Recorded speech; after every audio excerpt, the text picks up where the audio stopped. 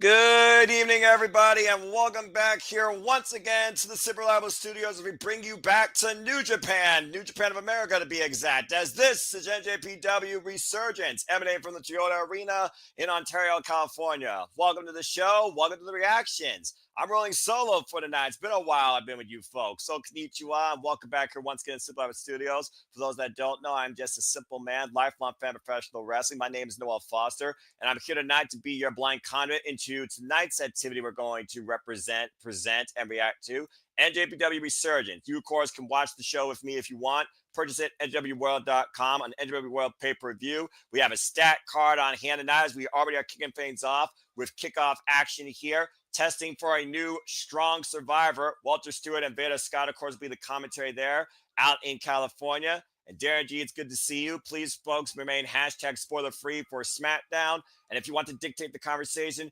super chat, my friends, PayPal the passions. It's as simple as that. So let's go ahead and get right into things. And it looks like we're going to kick things off immediately as we try to see if we are going to have a new strong survivor. This is Allan Breeze versus CJ Tony. We saw CJ Tony, of course, for those that followed along with us back at Windy City Riot. CJ Tony, of course, challenged for the strong survivor title against St. J. A failing effort, though, but still impressed as St. J decided to drop the title to pursue the Noge Dojo to become part of New Japan Pro Wrestling and make his Japanese debut. So now we have Allan Breeze, a bright prospect from the NJPW Academy and also California independent wrestler, going one-on-one with CJ Tino in our opening contest. So let's go ahead and get into things here. And then we'll talk more about the card as we go. Tonight, you guys are kind of my color analysts. So if you have thoughts or questions, this is your time, as long as they're related, of course, to Japanese wrestling, Joshi Pro, Pro Wrestling. Heck, you bring up Stardom and Noah and TJPW if you want to, or Marigold. I dare you. Let's have some fun tonight. Let's focus on Japanese professional wrestling. So, Fett, it's good to see you. Again, Sandy, always appreciate you. It has indeed been a wild few weeks between Pope, of course, that we, of course, now have. And Belmates are underway here. We got a stiff Carnival tie looking for the arm takedown. Fundamentals here of the NJPW Academy. Nice arm takeover there. Immediately grabbing the position now. Working wrist control. And of course, Allan Breeze. This will be the first time that people will see him outside NJPW Academy. Matt Helms, it's also good to see you here. I hope everyone's having a wonderful week, a wonderful Friday, whether you're catching up on wrestling or just tuning in, getting our reactions to New Japan Pro Wrestling. It's great to have you all because you all make this possible, whether I do this with others or I do it solo. It's always great to engage with you all anytime during a watch-along here.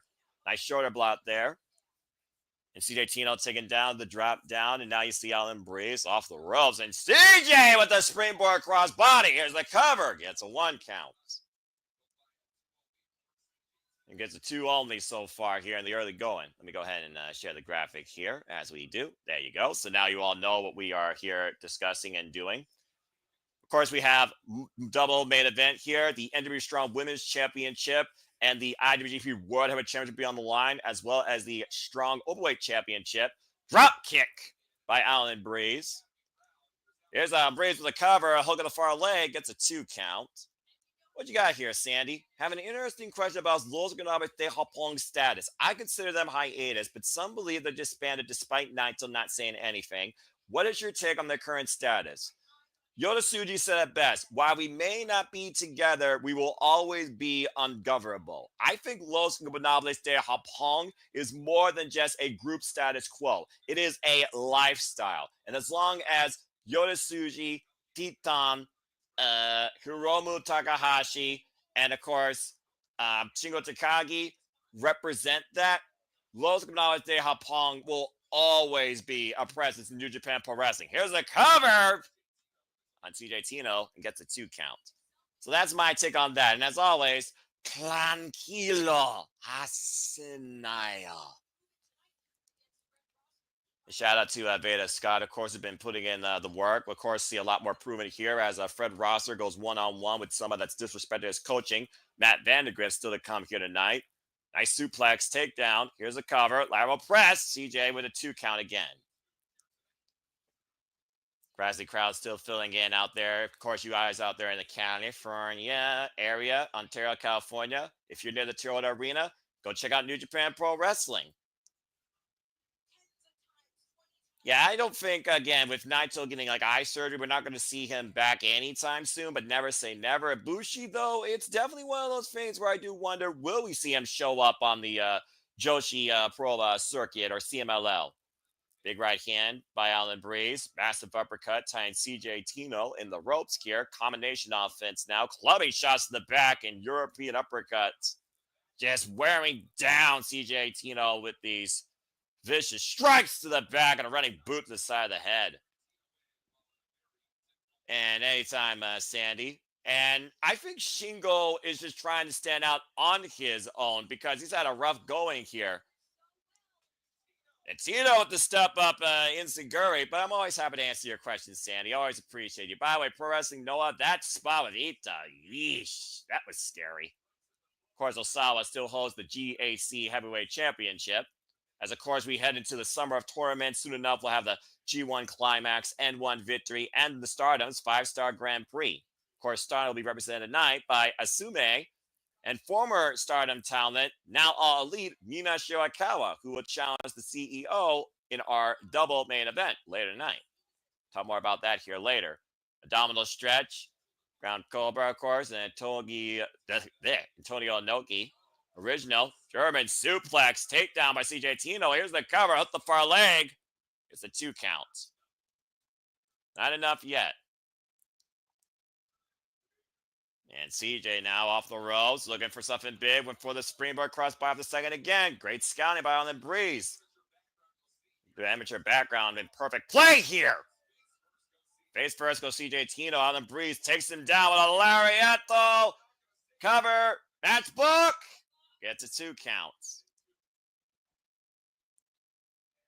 And Allan Breeze looking up CJ again. Maybe for a brainbuster. Inside cradle. And 2 count for CJ Tino.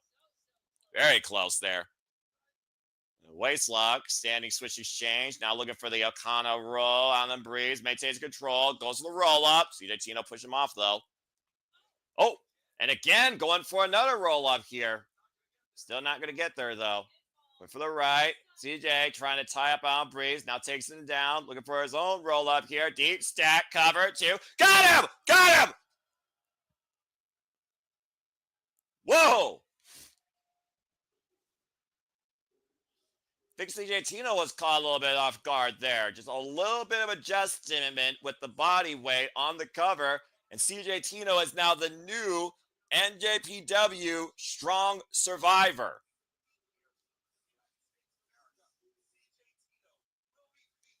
And of course, that means CJ Tino will now be featured going forward on New Japan of America shows. Of course, we know usually that involves the likes of Strong Style Evolved, Lone Star Shootout.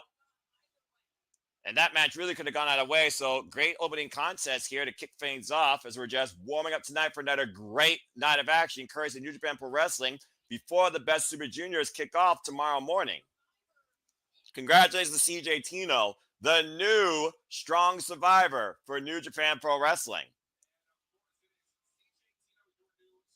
And we'll see what's ahead for CJ Tino and if he could outmatch what that Vandagriff did as the inaugural Strong Survivor. Again, good to see Walter Stewart and Veda Scott as always.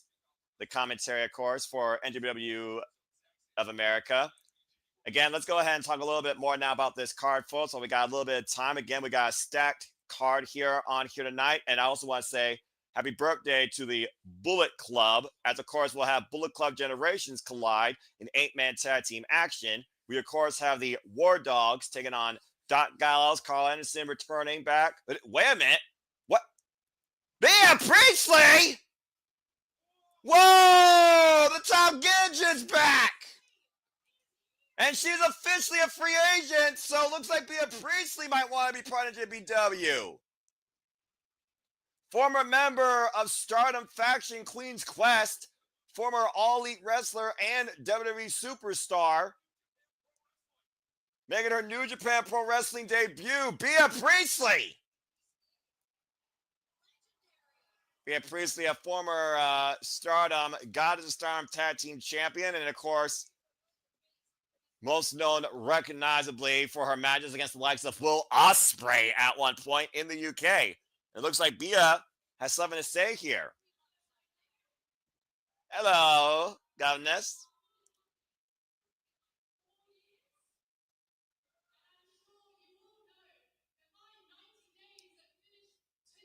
That's right, your 90 days finished today.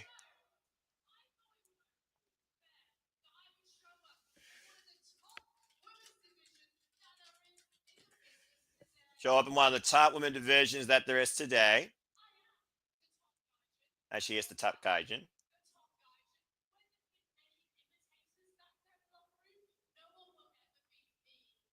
Many imitators, but no one beat me. Whoa! Which one of you bitches wants to fight me right now? All right, well, let's get to work, why don't we? Curious to see who steps up here tonight. Well, you call out NJPW's finest. Here comes one of the brightest prospects of W Academy. The Hellbent Vixen, Viva Van.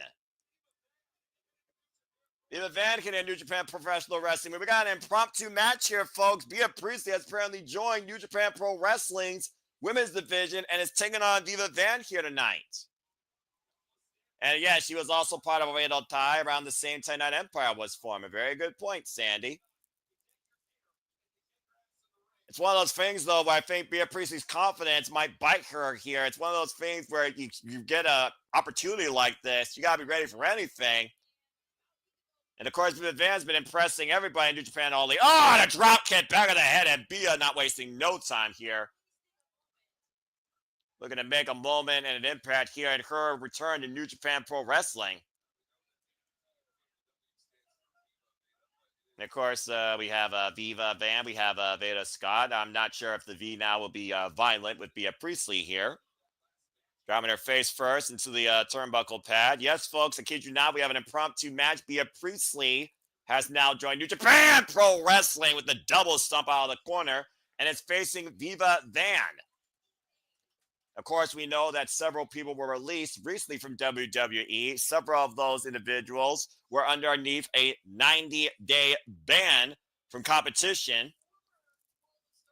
And a former World of Stardom champion, might I add, Bea Priestley, extremely infamous in Stardom World Wonder Ring. Of course, currently held down by Saya Kamatani, Phoenix Queen, who retired to Nakano. Nice shotgun drop kick to Viva Van in the corner. When Viva rolls through, though, swing and a miss. And Viva Van right now looking to create a great opportunity for herself. Current VPW Women's Champion. Of course, we've seen her also involved in ROH, CMLL, Tokyo Joshi Pro Wrestling. Big forearm smash to Bea Priestley. And one of the things that Viva Van probably has not faced Bea Priestley before, so taking a huge chance here. I like right now how intense this is. Viva Van just recently defeated Yuki Kamafuku to win one of her titles. Pin her here, maybe line for a title shot. Well, I mean, you got to consider that the Strong Women's Championship is on the line tonight, so I'm sure both of these will be watching that match very closely. And off the ropes, takeover T. Harris takes Bea Priestley down. This is a first-time ever one-on-one matchup, by the way. It's also a first-time ever engagement for these two women in the ring. Nice upkick there by Viva Van. Viva Van, 32 years of age, 7 years in the game, trained out of New Japan Academy and Tino Brothers Wrestling School. Of course, we talk about the depth of this women's division. Alex Windsor, Johnny Robbie, of course, Asume, we're going to see in action later tonight, challenging for the championship. Springboard cross body by Viva Van takes Bea Priestley down. It is so good to see Bea Priestley back in a Japanese wrestling ring. Rolling kick. Caught her with the heel of her boot. Now here's the cover. Look at the far leg. Gets a 2 count. Only a 2 count so far. Of course, we have Zack Sabre Jr. going after the IWGP Whatever Championship in the other half of our double main event against Hiroki Goto as the Goto Revolution continues to go global. And we have Tomohiro Ishii defending the Strongweight Championship against the man that beat him in the New Japan Cup, Drew Moloney. That drop suplex to Viva Van by Bea Priestley. And here's a cover, hook on the far leg, and a 2 count. As Viva gets the shoulder up. And Bea Priestley right now trying to shake off any sort of lackadaisical work she's been doing as of late. I can remember last time we saw Bea Priestley wrestle, if I'm being honest. Ooh! Right to the chin with that knee. German suplex. Folds Bea Priestley up and over. And of course, to your point, Sandy, it was the Southeast Asian independent scene that Viva then won a championship recently. Now up in the electric chair position. Sits in the cover, though, as we were looking for a counter roll-up. Into the double stomp off the kick out. Back again in the cover. They hook up both legs by Viva, then gets a 2 count as Bea gets the shoulder up again. Bea Priestley right now just trying to get oxygen back in her lungs after the wind was literally stomped out of her. Front of the ropes, of course, Bea Priestley has not been a champion since 2021. And of course, that was in Stardom. Her last match was in November last year. Stomp right for the back of Viva Van in the WWE Women's United States Championship Tournament. First round triple threat action. Of course, she lost that night. Loading her up and taking her down. Cover. That is a return home to Bea Priestley in fine fashion. Watch out, New Japan. The top Genjin is back.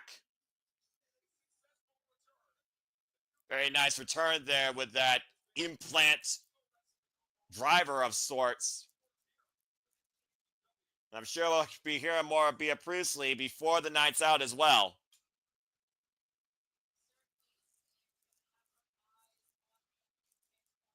Well, Bea Priestley, welcome back to Japanese Pro Wrestling. Calling out everybody at this point. Well, get your matches out there, folks. Bea Priestley's back in the New Japan ring. So New Japan, Stardom, CMLL, ROH, AEW, you've been put on notice. Make it up for lost time.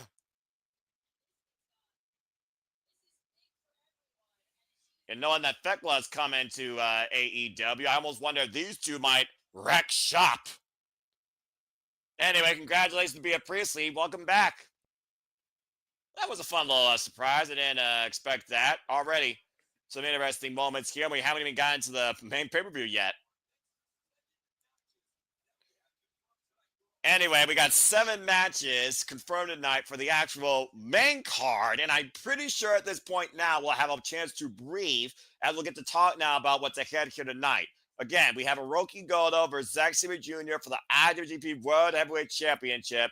A rematch, 1 fall, 60-minute time limit after Goto beat Set SJ in Osaka and officially ushered in the Goto Revolution after a 17-year journey. Why Zack Sabre Jr. is looking to get this title back. And let's keep in mind, the winner of this match will face Shingo Takagi at Dominion, defending the title. The other half of our double main event, of course, has the Strong Women's Championship defended in 3-way action. It's not the first time we see Mercedes Moné, of course, involved in 3-way action regarding this title either. This time facing very familiar foes in Asume and Mina Shirakawa. First pinfall to a win, 1 fall, 30-minute time limit. And of course, we have the Openweight Championship on the line and the Never Openweight Championship on the line, as the Alpha Konosuke Takeshita will defend against ELP after ELP was not able to beat Konosuke in 15-minute time limit to retain his NJPW World Television Championship. Konosuke Takeshita now looks to beat this man. He's got 60 minutes to do it. And speaking of an amount of time, it was 30 minutes of hell that Tomohiro put Gabe Kidd through in Son and Death to become the new strong overweight champion. And now he defends that against a man that already has a win over him in Bullet Club War Dog's own Drilla Moloney, looking to add more gold to his repertoire now that he's a heavyweight. And of course, we have tag team action here. Tag titles on the line. The world-class Wrecking Crew, as they call themselves, Jorel Nelson and Royce will defend the gold against Templario and TJP. TJP now freelancing. And as I said before, it's Bullet Club versus Bullet Club, 8-man tag team action. The Good Brothers are back home, and they tag with the Young Bucks tonight. Doc Gallows, Karl Anderson, Nicholas and Matthew Jackson take on Bullet Club War Dogs in a match that is truly about pride and probably merchandise. And of course, class will be in session, not at Chase University, but at New Japan Pro Wrestling Academy, as the coach, Fred Rosser, goes to work and looks to take Matt Vandagriff down a peg and humble him. And I know that Fred Rosser is looking to teach Matt a very painful lesson after the disrespect shown to him since particularly Battle in the Valley. Again, we got a full night of action here as it's still daylight over there in California, but here at the East Coast, while it's pitch black, I'm with you guys for the entire generation. So again, we got 9 minutes. Let your predictions be known. We could talk a little bit more about some stats and what's going to be ahead in this match. And if you want to follow along the pay-per-view with me, purchase it now. NJPW World pay-per-view, NJPWworld.com. $20 plus tax. And come along for the ride tonight as we cover NJPW Resurgence. We'll be starting here up in about 9 minutes or so. So please stay tuned. Charles, good to see you. And again, folks, Jerry Style, we're going to do Best Super Juniors like Final or, of course, Dominion. I'm pretty sure we're going to do Dominion. It's the biggest show of the summer, not outside the G1 Climax for New Japan Pro Wrestling.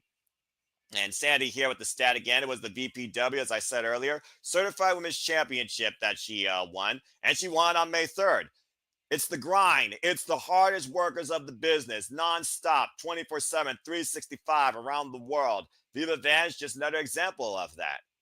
So let's see what you guys say here real quick about the IWGP World Heavyweight Championship match here, Sandy. But before I do that, Buliman, greetings. Thank you so much for your support. Hope you enjoy our conversation and reactions. And by our, I mean you all are in the virtual booth for me tonight. So let's keep the conversation going and have some fun here tonight with New Japan Pro Wrestling.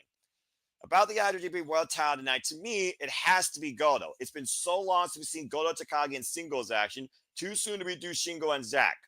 Well, Sandy, you and I both know this game is a battle of inches. And the mighty don't Neo, Zack Sabre Jr. coming off a great win against David Finlay back at Windy City Riot. And the Gedo Revolution has been going quite strong as of late. He's already done 5 defenses, including most recently against Cal Newman back at Dontaku. And Gedo and Takagi is one of those hard-hitting matches that hasn't happened for a while, but it really comes down to who wants it more. With him now leading Hontai, I don't think Gedo's revolution stops here tonight. I do agree with you, but we know that Zack Sabre Jr. knows what Gedo brings. Can he beat him, though, now that Gedo has already beaten him for the championship? We'll find out soon enough, but I am holding out for Gedo versus Takagi, and I can see Zack Sabre Jr. being involved in the G1 Climax again, towards maybe in the finals again, 2 years in a row, to try and get back to the goal. But I don't think Zack Sabre Jr. gets it back tonight. I do agree about that.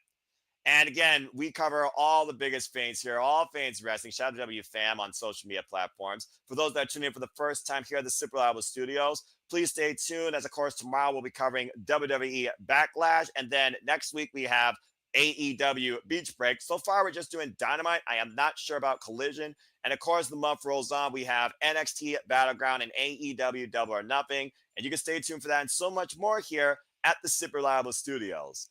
I want to especially put a shout out there to Zack Sabre Jr.'s #1 fan, our Canadian friend, Ash. If you haven't done it so far yet, please subscribe today to Batty for Wrestling. Subscribe and follow my friend at Shoutout, that's Ash. Batty for Wrestling today. Don't be a dickhead. Be part of Batty's Army. And stay tuned as she'll be bringing content very soon, including AEW reviews. So join Batty's Army today. Batty for Wrestling, right here on YouTube. If you're watching this on all the social media platforms that we have this feed going on, including her channel, please give it a thumbs up. Please give it a subscribe. Tell your friends, and let's just have a good time here tonight. So let's go ahead and talk a little bit more about a couple of these marquee matches, shall we? Again, we were just talking about the IWGP World Heavyweight Championship. Hiroki Goto with wins over the likes of Hiroshi Tanahashi, Yuji Nagata, Kyle Newman, and of course, David Finlay. Zack Sabre Jr., of course, who won this title last year back in Ryogoku Sumo Hall, back in King of Pro Wrestling against Tetsuya Naito, losing it, of course, to Goto at Osaka at the New Beginning. Looking to get back to the top, though, and tonight we have got his one-on-one tragedy obligated rematch. And, of course, the Dragon, Shingo Takagi, who has familiar history with both of these men, of course, wants to challenge the winner. And that has been made official for Dominion. It's a very strong, even record when it comes to these two men in regards to singles wrestling history. It is 5-3 in favor of Zack Sabre Jr. So we'll see if the statistics favor the challenger tonight, while Gedo looks to defend the title for the second time ever successfully here in America after beating Shota Umino at Windy City Riot.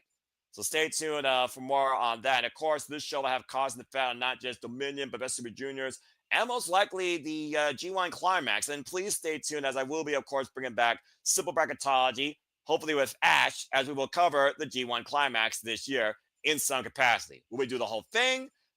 Don't know about that. All right. Again, prayers over passions. I do have to work still. It is what it is. Speaking of title matches, on May 18th in Corrigan Hall, Osawa defends the GHC title against the man he beat for the title in Kato Kiyomiya. Of course, Kiyomiya, the leader of All Rebellion. Osawa right now seems to be well beyond his years in confidence and experience. Team 2000X running the arc right now, Pro Wrestling Noah. So I don't know. We'll see. I mean, we've already seen Keno and Kenta leave Kaito behind. So we'll see what happens with that. But I think Osawa is still going to hold on to it. I think he could be one of the longest reigning champions, honestly, in a long time in pro wrestling Noah. And shout out to my favorite name here across our entire gallery of friends and fans of Templario Studios and followers. 26.2 miles, outside parts unknown. I don't know. I don't think so. I'm pretty sure he had to work tonight. Okay. Go to the show. No, he had to work tonight. Prayers over passions. I kind of wish that he and Jeff would get a chance to enjoy New Japan more because it's out there in California. But again, prayers over passions. So, nope, he's just making an honest day's living. He's a hard-working man. He's a father. He's a leader. And, of course, he is the moderator of the Saturday Shenanigans. You'll see him, of course, tomorrow night for that. But thanks for tuning in. About Dominion, your reaction to Finlay Evil dog collar match. Do you think if Evil does not win, he will get more personal than it already is? Dog collar matches have also been an end to many men's careers. The fact that Steve Macklin can still see clearly after the hell he went through last night with Eric Young is extremely surprising to me. I almost thought that Evil was going to walk out of New Japan after what happened in that dog pound steel cage match. But I think if David Finlay beats Evil, it might be the last time we see Evil for a long time, if not at all. It really feels like lately New Japan Pro Wrestling is leading now on the new generation to lead the forefront. While there is still an old guard with Hontai and Hiroki Goto at the helm, and of course President Tanahashi on his final road of kinship, I think it could be very well one of the last matches of Evil as we know it. There really isn't a lot of coming back from a dog collar match, in my opinion, especially after a while. And this is Japan we're talking about. These two are not going to go easy on each other. I fear for both those men's well-being, but I'm not sure how much personal it could get with the fact you were trying to take Bullet Club from them and you lost. Now House of Torture is even worth less than it already was. So what else is there to do? What else is left? You broke the man's shillelagh. You try to choke him out. At this point, Bob Barker him or euthanize him. I don't know. I don't think it gets more personal than this. This seems like the Death Note to me. Not a great anime, by the way. And just to let you know, last GHC heavyweight title change in Corrigan Hall was on January 4, 2020, when Go Shiosaki defeated Kiyomiya to become champion. And of course, Go Shiosaki, he is Noah, record-setting M1 victory participant and winner. So again, Corrigan Hall is where the strongest spirited fights happen. Ryogoku Sumo Hall is where history happens with the kings of pro wrestling. The Tokyo Dome where the greatest moments on the journeys happen for anybody out of Japanese professional wrestling. And of course, Osaka-jo Hall has been the host of Dominion over several years. We have seen one-of-a-kind climaxes of events and clashes there, including, of course, Rainmaker Tsuchika Okada versus Kenny Omega, not once, but twice, over an hour long. So, again, anything's possible across the Japanese wrestling landscape. And anything's possible tonight, as again, we are literally approaching practically a year that Mercedes Monet has held her gold in the TBS Championship and the Strong Women's Championship.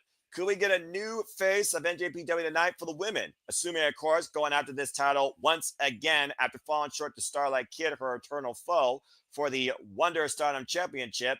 And Mina Shirakawa, no longer with Stardom, will soon be all elite, looking to get some gold back at the expense of CEO at Mercedes when they beat her January 5th at Wrestle Dynasty for her Rev Pro Undisputed Women's British Championship. And of course, Mina assuming went to a 30-minute draw back at Windy City Riot that led to this being a triple threat in the first place.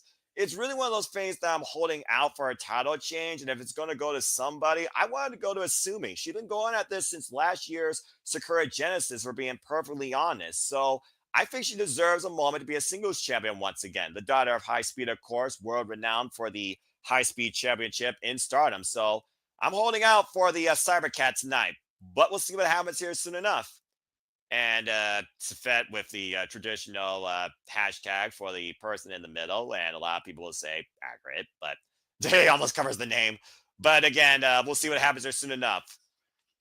All right. Well, it looks like we're going to get our cold opener. We're going to go ahead and talk about this match card order, and we're going to get things started here momentarily. This is Resurgence. Let's go ahead and once again run down the card. First match, Fred roster, Matt Vandagriff, 1 fall, 30-minute time limit. Second match for the strong Openweight Tag Team Championships. Of course, we have Royce Isaac, Jorel Nelson, the world-class freaking crew, defending against TJP and Templario with the gold on the line. Third match, David Finlay, Gabe Kidd, Clark Connors, Gedo versus Matthew Jackson, Nicholas Jackson, Karl Anderson, and Dark Gallows. Bullet Club was Bullet Club in 8-man tag team action. Our fourth match for the strong Openweight Championship, the Stone People Tomohiro Ishii, defending against Drilla Moloney of Bullet Club War Dogs. 1 fall, 30-minute time limit. Fifth match for the Never Openweight Championship, the Alpha Konosuke Takeshita, who's defended this now across DDT, CMLL, and New Japan Pro Wrestling, as well as other promotions, will defend it now against ELP, El Phantasmo, the Indoor World Television Champion for the night. But this time it's not 15 minutes. I don't think we're going to go to a draw. This is 60 minutes, folks. Buckle up. This is going to be a war. And of course, right now they're doing a little bit more for it because this is one of the big marquee matches here. Of course, the Alpha Konosuke Takeshita formerly also was AEW International Champion. And of course, currently working across 3 different promotions at once, one of the hardest workers this year in the business, as he looks to leave ELP left crawling in the ring in the end, defeated and broken. Konosuke Takeshita, AEW, DDT, NJPW, versus Hontai's El Phantasmo for the Neverweight Championship. And of course, our double main events. The Strong Women's Championship 3-way match. Mercedes Mone versus Asume versus Mina Shirakawa. And Sandy, you think that Mercedes is going to lose in that? Can't hold that Strong Women's title forever. Also, it's time for some new blood. Launch up and hoping Asume becomes champion. If Suri's finally able to beat Mayu Iwatani for the IWGP Women's Championship, Asumi could become the Ender Strong Women's Championship very much so tonight. And we'll find out soon enough if money talks or money walks without less gold. And let's be honest, we all want Mina. Yay, Mina. This is going to be a hell of a match. And of course, the double main event will culminate in the IWGP World Heavyweight Championship. Hiroki Goto, Zack Sabre Jr., their 9th singles encounter. 1 fall, 6-minute time limit. As Goto takes the Revolution Global, looking to take on all challengers, he was confronted by Zack Sabre Jr. after successfully defending against Kyle Newman back on Dontaku. And so we have this one-on-one rematch tonight, as Goto happily accepted it. It's Hiroki Goto, the leader of Hontai, versus the leader of TMDK, the frontman, Zack Sabre Jr. And that is our Resurgence card, as ladies and gentlemen, Resurgence starts right now. All right.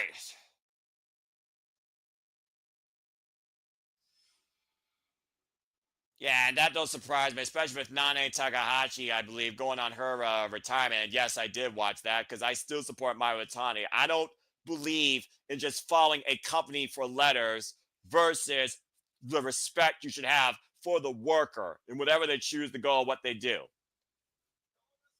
All right, well, let's go ahead and get things started. Thank you for that, Sandy. And hello, wrestling fans. Hello, everybody. Welcome back here once again. If you're just tuning in right now, you've been with us this whole time. And if this is your first time, welcome. This is the Super Lava Studios. I am Noah Foster. I hope you all enjoy our conversation, reactions, coverage as we are strictly focused tonight on NJPW Resurgence. Please leave SmackDown spoiler-free. Leave it out of the chat. You will be warned, and then you'll be banned. Show some decorum, have fun with everyone else here regarding Japanese wrestling and the discussion. And if you want to dictate the conversation, though, super chat, my friends, or PayPal. It's as simple as that. It's good to see everybody here. We got all of the regulars. And for those that are tuning in as stalkers or shadows, I hope that you all enjoy our coverage tonight for New Japan Pro Wrestling's Resurgence. Darren G, Fat Sandy, Matt Bullock, 26.2 miles outside parts unknown.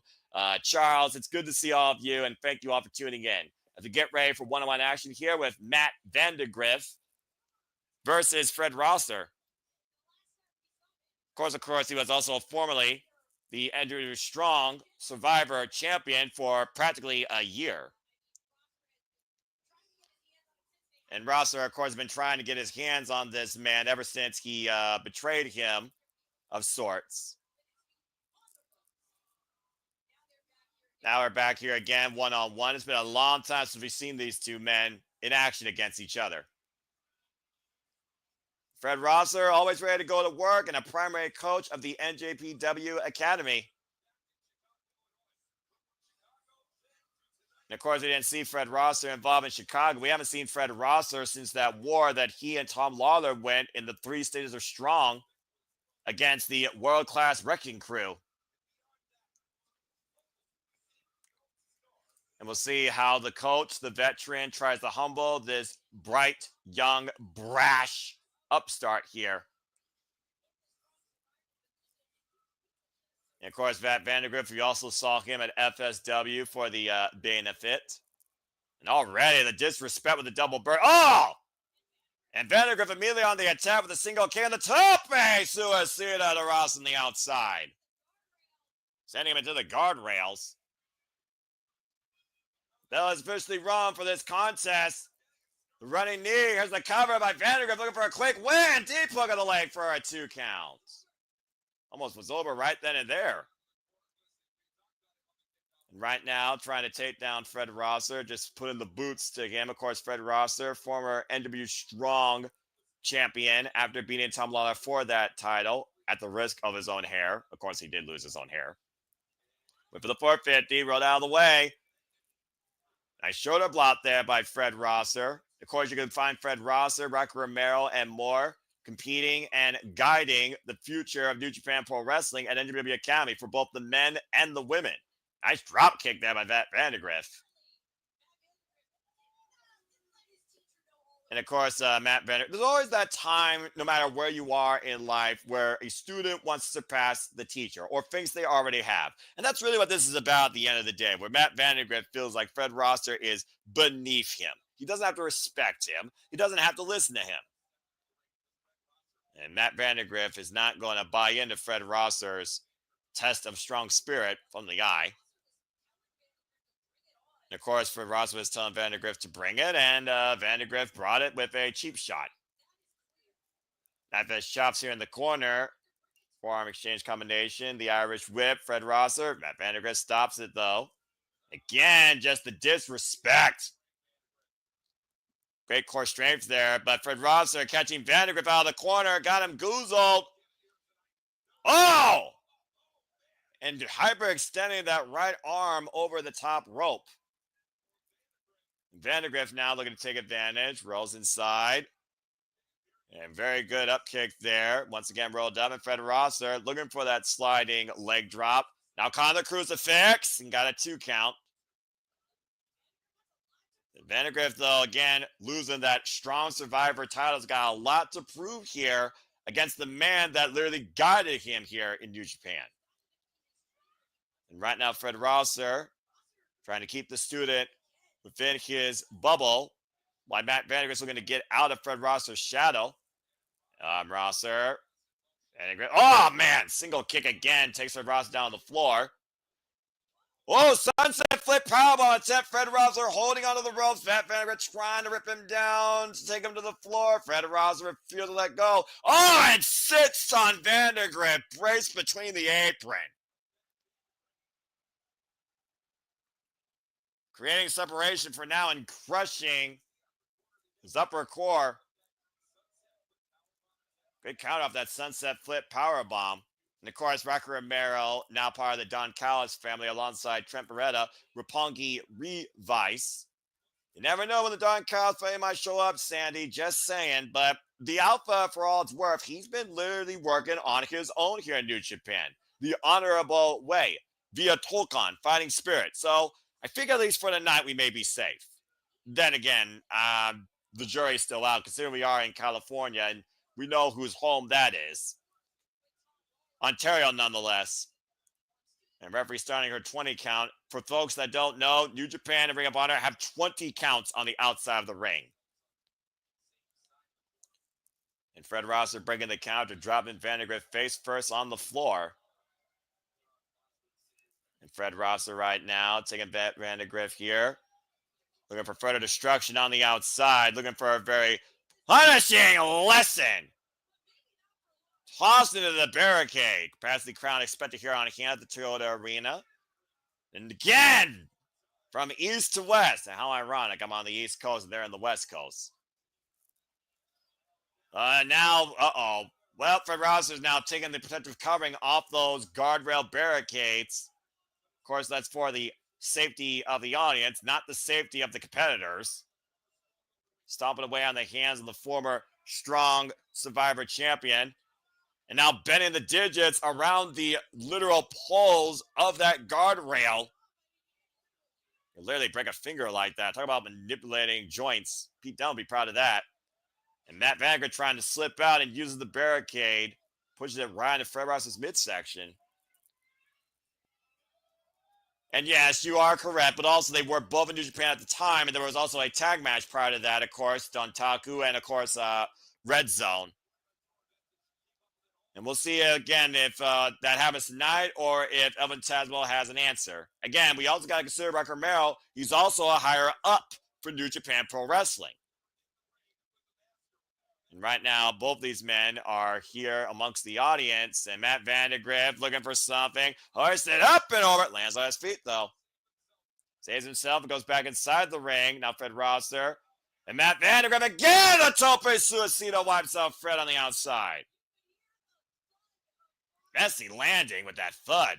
Look at the aggressive, evil nature on Matt Vandagriff's face. As he's regained full control of this opening contest here. It looks like the audience, honestly, might be in favor of Matt Vandagriff. He gives me shades of Nate Masterson here out of the Ohio area, who's always amazing, but that's just me. Again, using the environment to his advantage, just driving Fred Rosser's head into the barricade over and over again. Referee's got to get some control here. The moxie of this young man, brash young upstart. Vandagriff right now, just raising the ire. Bringing Fred Rosser back inside the ring. Here's a cover finally. There's a cover, referee position, gets a 2 count. Scarlett Donovan, by the way, the official for this contest. Regular official lately for New Japan Pro Wrestling here in the States. Good to see her. And again, the continued levels of disrespect being demonstrated by Matt Vandagriff here. And of course, Matt Vandagriff is literally one of the earliest students of NJPW Academy. He was one of the members of the first class at his shop.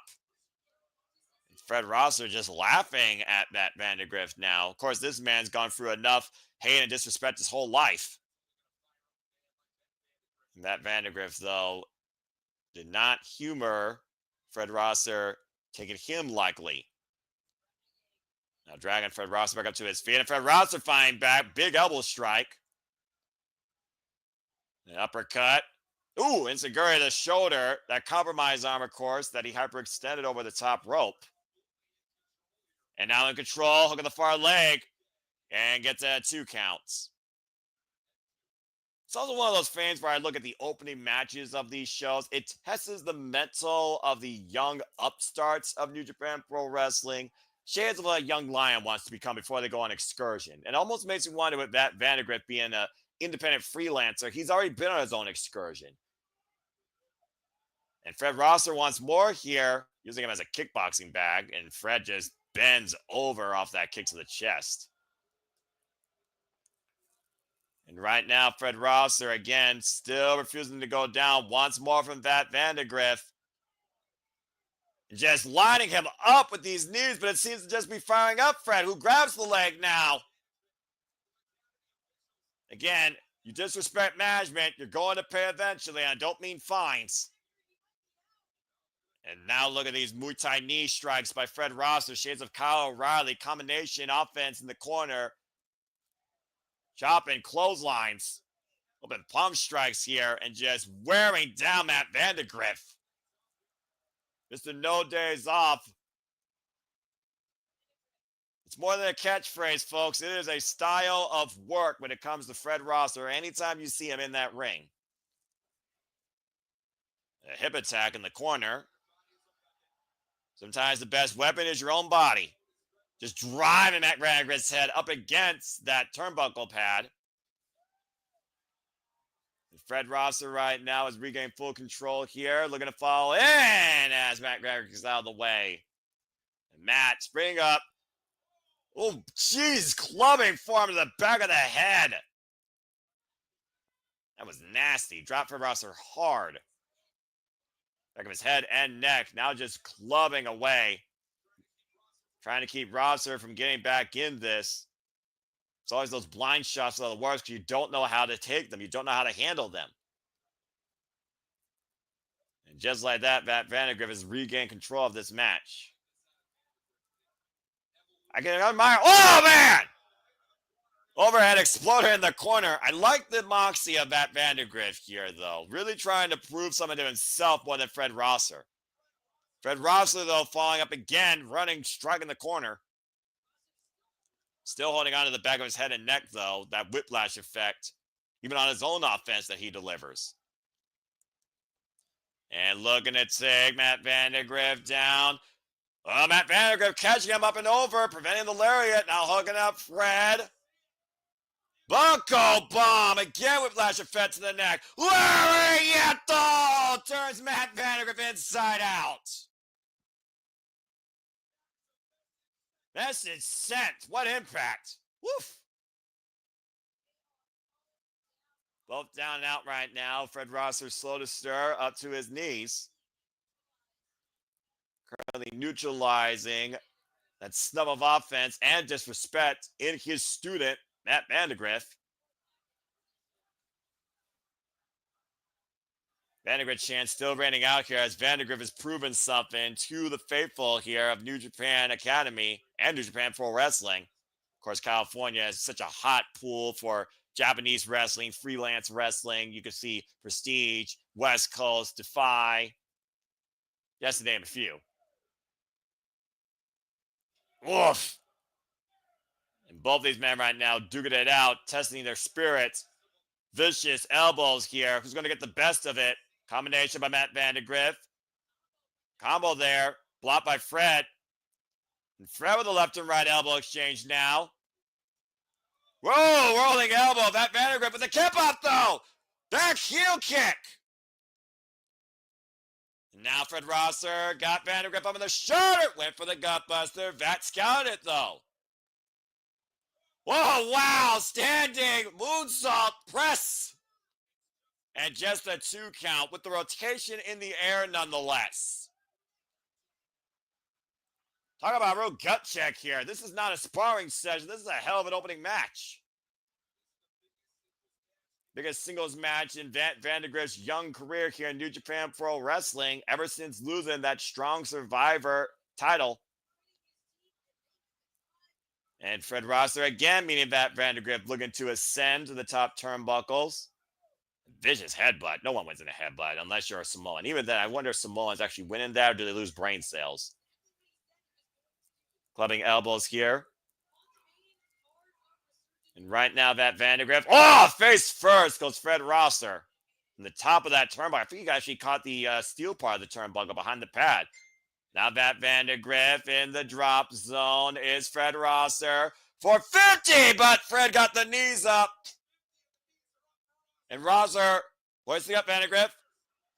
Gut check. Hover by Rosser and Fred. No! The gut check does not put away that Vandagriff. I thought that gut buster literally was it. That's one of Rosser's finishers.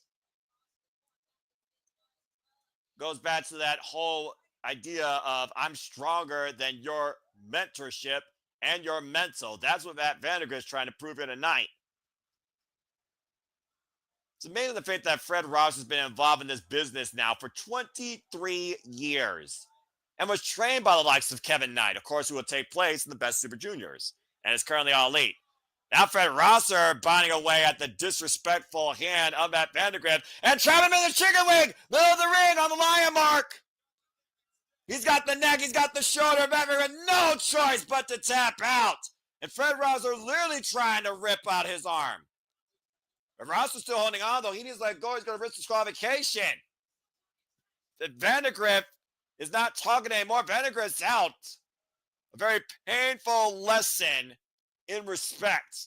Courtesy of Fred Rosser, who gets the win over Matt Vandagriff in very painful fashion. Again, you're going to step up to the coach. You best be bringing your absolute best against somebody that takes no days off. Matt Vandagriff brought a hell of a fight against the head coach of the NJPW Academy, but Fred Rosser proves why, again, he's missed no days off, winning this opening contest.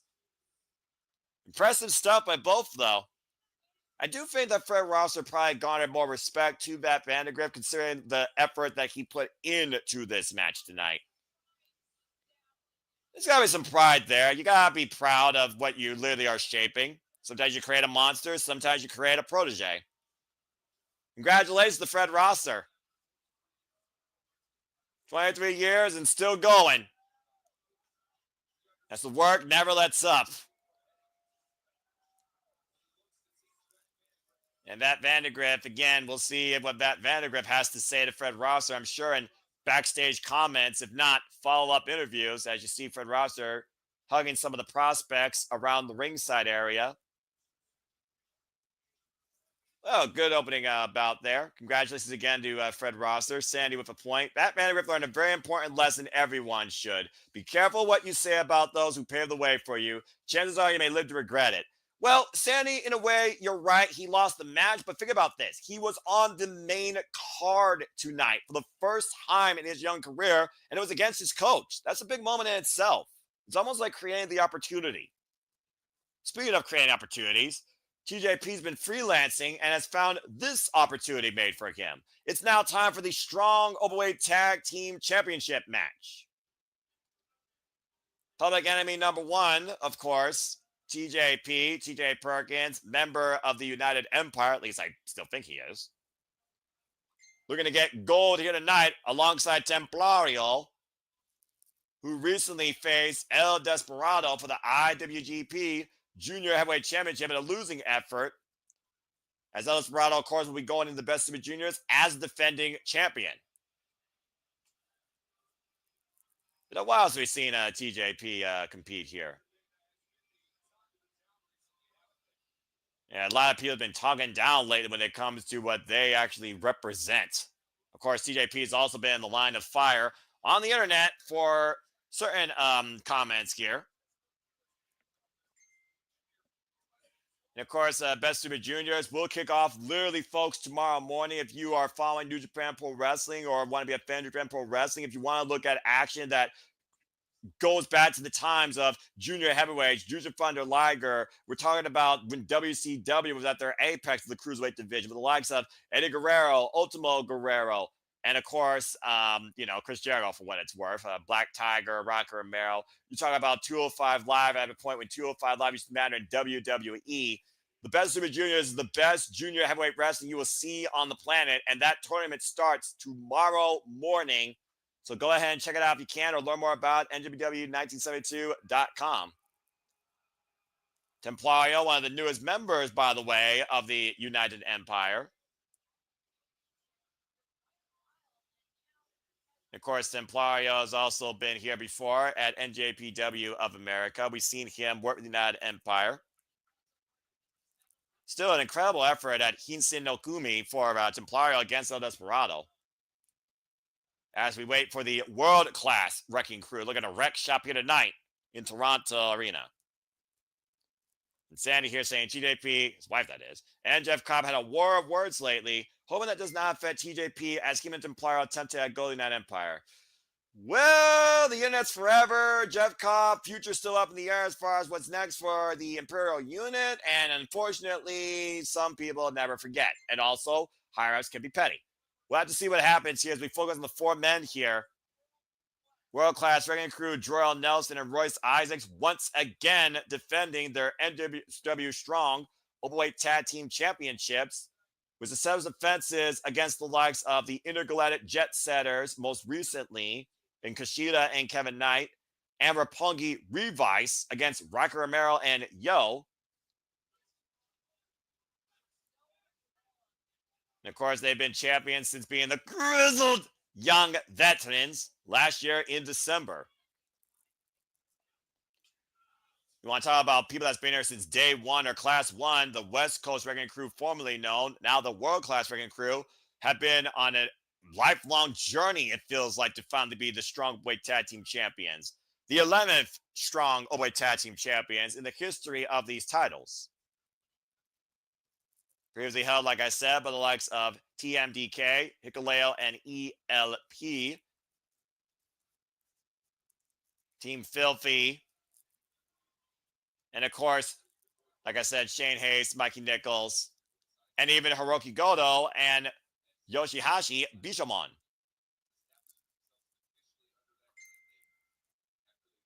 And of course, they became the world-class wrecking crew after winning these championships.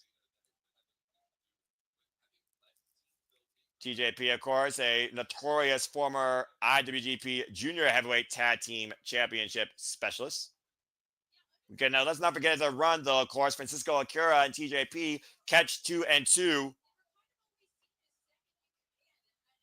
And of course, Templario still, out trying to find his footing in New Japan Pro Wrestling as the World Class Wrecking Crew just found their feet in both their challengers with the jump start to this match. Again, tag team champions on the line. Tiger Sling his hands via pinfall submission inside the ring as TJP breaks the banner and Templario to the top rope. Crossbody wipes out the champions. And the challengers regain control here in the early going. It's one of those things, though, I do wonder with TJP, not involved in Best Super Juniors. Previously lost to Konosuke Takeshita for the Never Openweight Championship. He really hasn't had a great year since losing those titles. At Wrestle Kingdom in that four-way ladder match. Does make me wonder if he loses here tonight, what could be next for him. Templario working the right leg now of, I believe that is Royce Isaacs. Working on the knee here of Royce Isaacs. Of course, we've seen Royce Isaacs involved in GCW Bloodsport. Hammerlock, tab made to TJP by Templario. And off the ropes, nice hip toss by TJP, and immediately into the lateral press. Not the legal man, though. Templario, though, hoisting up TJP and dropping him down with a gourd buster on top of Royce Isaacs. Using his own partner as a weapon. I love when the best teams use their own partners as a weapon. And there's a 2 count by the Public Enemy. And, well, I mean, again, they are out in California. Just saying. Though TJP lost ELP when challenging for a title, honestly don't remember him challenging Takeshita. He did last year at, what was it? I think it was Fighting Spirit Unleashed. He challenged Konosuke there. But you're right. He also did challenge ELP most recently in the Open Challenge in his first run as World Television Champion and lost there as well. Now trying to get gold here in America for the NJPW Strong brand. The NJPW Strong brand, of course, that represents New Japan Pro Wrestling here in America. Oh, man. Backbreaker over the knee. And the world-class Wrecking Crew just turning TJP inside out with that shoulder block.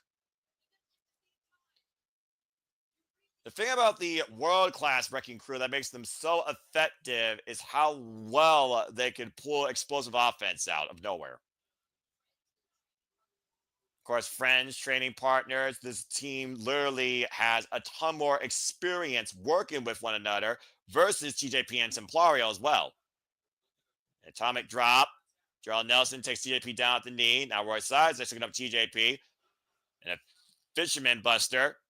And here's the cover by Jorel and gets a 2 count. Woof. Driving forearms right now by Jorel Nelson to TJP as Templario has been neutralized for the time being. Of course, Templario also represents CMLL, but CMLL will be represented in the Best Super Juniors by Titan.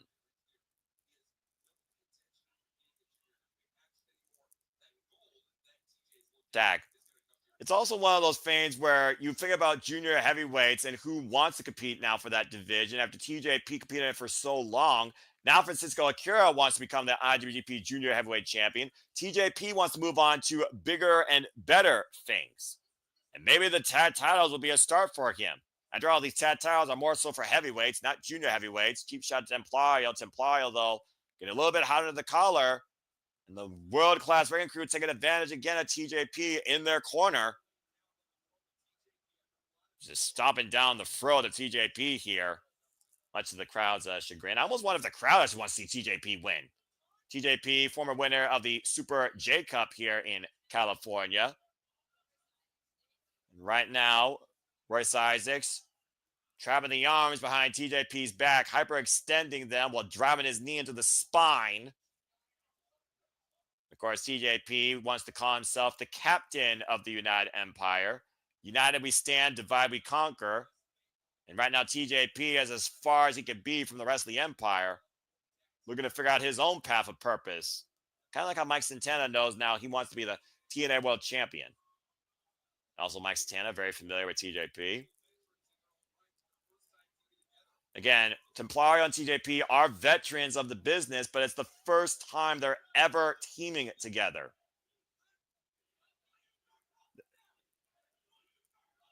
And Jorel Nelson taking the headset away from commentary to let the audience know how he really feels. And nice escape there by TJP looking for the tag as Royce Isaacs under the ropes. Wait a minute. Slides underneath. Up and around. Take over to Harris. And now it's a critical moment for TJP to make a tag and get their team back in the driver's seat. And crawling his way. Tag made it Templario. Tag made it Jorel Nelson. And we'll see what Templario can do here tonight against one half of the tag champions. Big elbow strike. And Jorel Nelson was staring for a second, but answers back with one of his own. Templario getting the better here. Takes Jorel down. There's a drop down off the ropes. Good agility there. Pushed off. And right now, both men just trying to literally catch each other off guard. Went for the drop kick, sidestep, went for a kick. Schoolboy, counter. Shoulder block, Templario off the ropes. Rolls in, though. Catches him with a drop kick and takes the champion down the outside. Now, all the lucha style, you're going to see that and more, folks, in the Best Super Juniors from Teton here. And Templario, of course, represented that tremendously against El Desperado. Blind time made a TJP. Now, Royce Isaacs is also in as well. Runs into the boots. I believe Royce Isaacs is not legal here, though. There's the drop kick, sends Royce Isaacs to the outside. TJP and Jorel Nelson are legal here, in case you are wondering. And what the world are they thinking here? Escalera out the corner. Triangle drop kick. Dragon Ball drop kick. How fitting. Toe face Suicida to Royce Isaacs.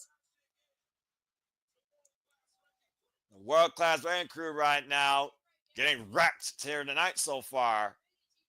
TJP making the ascent up to the top rope. Might be looking for that big Mamba splash. Whoa, and Royce Isaacs was out of the way. Not going to catch it this soon. Ooh, nice rolling kick. Whoa, there's a running boot. Running drop kick, excuse me. Single leg drop kick. Sidestep, Templario. Great transition off the springboard off the ropes. Takes Jorel now down. Now it's down to two once again. Jumping knee strike to Royce Isaacs. Templario caught with a rolling elbow and all four men down. Woof.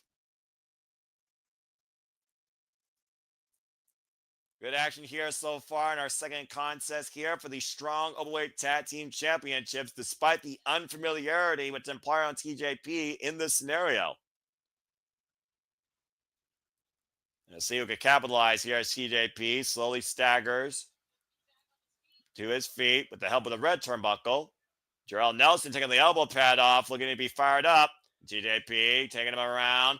Tornado DDT spikes the champion all the way to the outside. And TJP, caught by Royce Isaacs with a jumping elbow strike. Almost a Superman punch of sorts. And now looking to hook TJP right up for a stalling drop. And off the ropes again with the lariat, turns TJP inside out. Elbow drop by Jorel. Combination offense by the chance to retain. Gets it 2.5. Woof. They're not done yet. Spinebuster to TJP. Now catapulted up into Royce Isaac's shoulders. Uh-oh.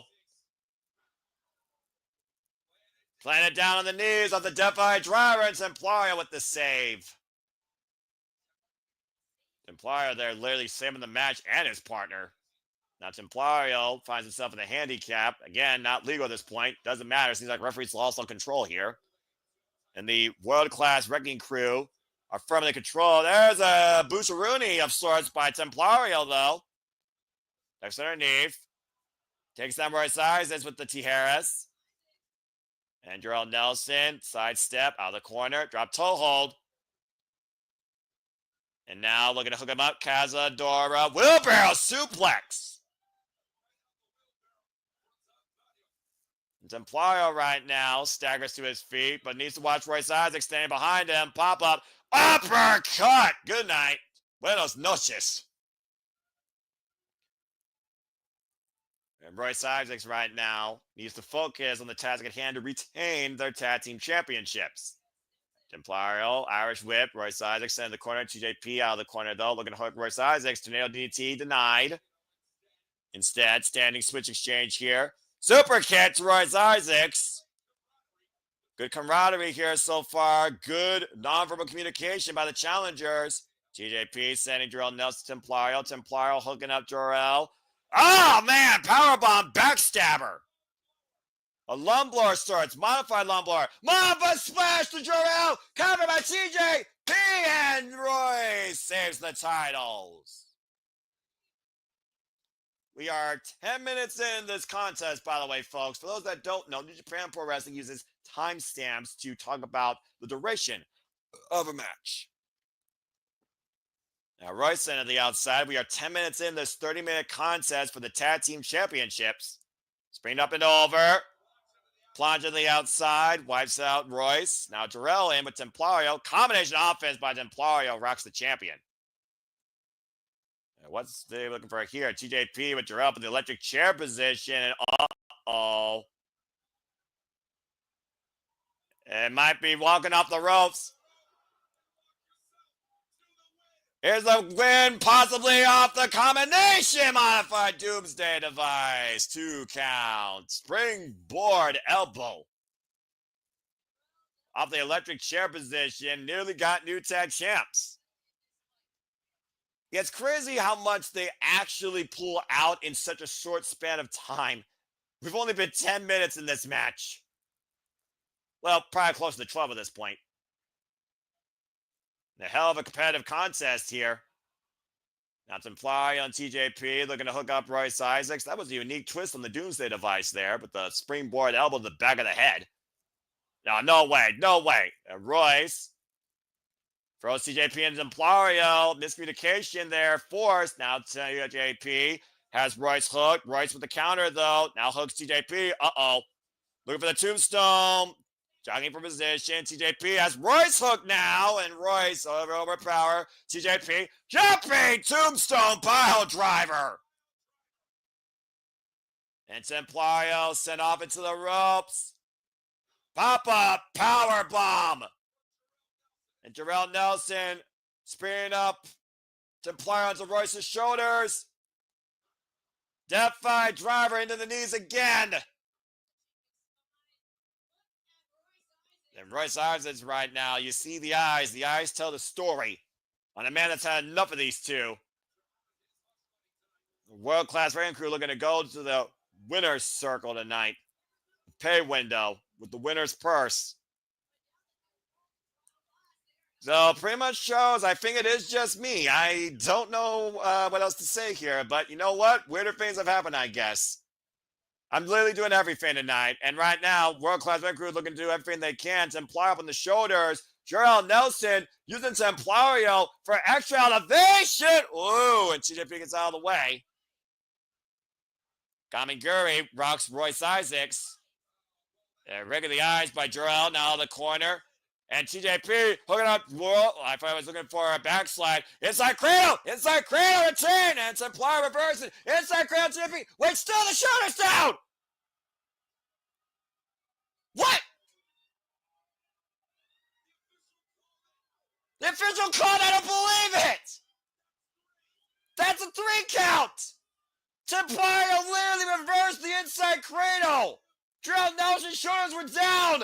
We got new tag champions! TJP and Templario did it! I'll be damn! Key timing there by Templario to reverse position on that cover with TJP pinning Jorel Nelson's shoulders inside the small package. And we have new strong Openweight Tag Team Champions. Congratulations to TJP and Templario, the 12th strong Openweight Tag Team Champions. And Jorel Nelson is furious. I mean, again, it's a battle of inches. Literally, it's about position in this case. He got caught. Straight up, he got caught. As Jorel Nelson and Royce Isaacs make their leave. Congratulations to the new champions, Templario and TJP.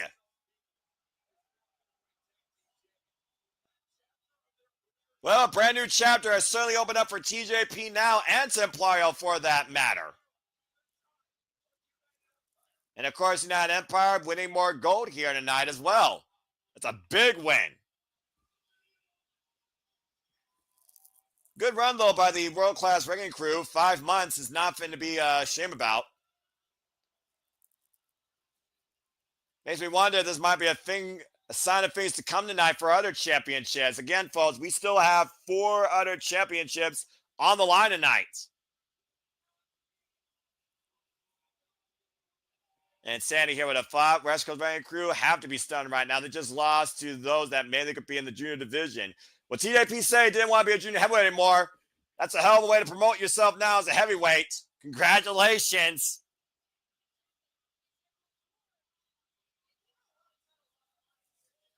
And you see how much Templario really appreciates the moment. TJP right now just soaking it in. TJP once again a tag team champion for the first time in his career, a heavyweight tag team champion.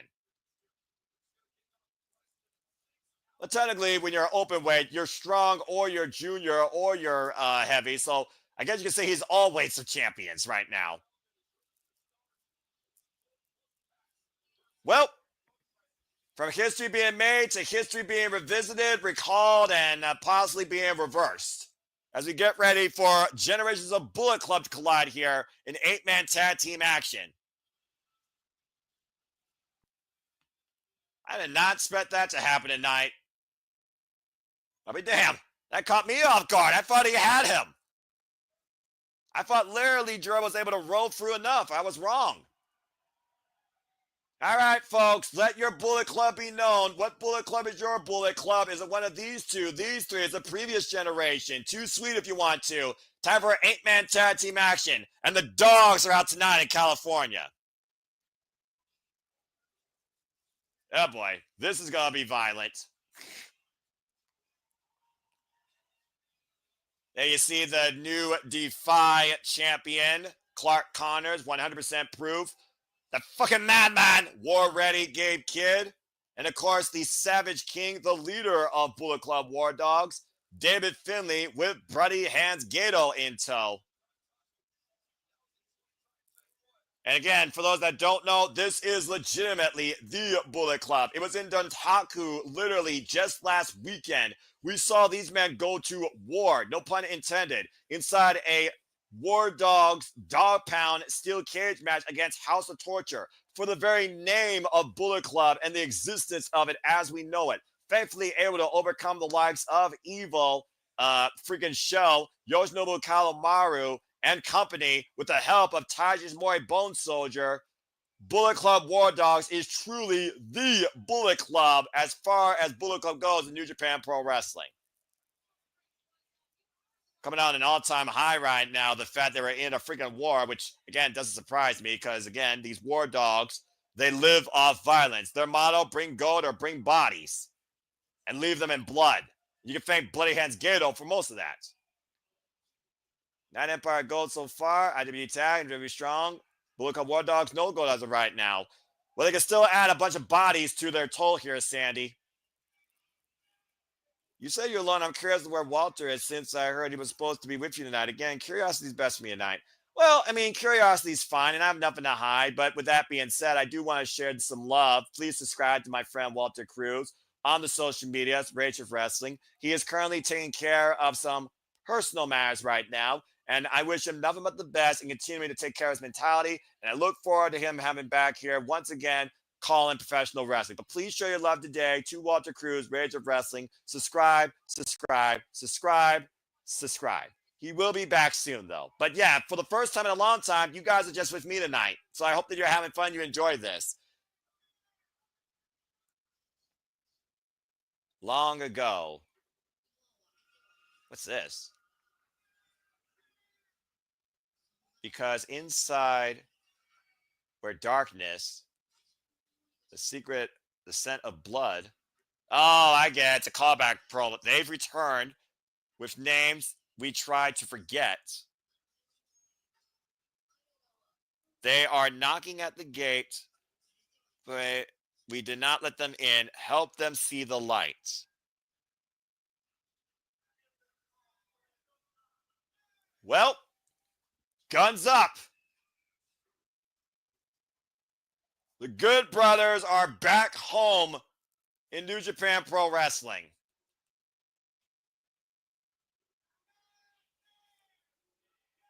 Machine Gun Karl Anderson, Big LG, Doc Gallows, Luke Gallows. They're back! Former multiple-time IWGP Heavyweight Tag Team Champions, Karl Anderson, a former multiple-time never Openweight champion, and a G1 Climax finalist.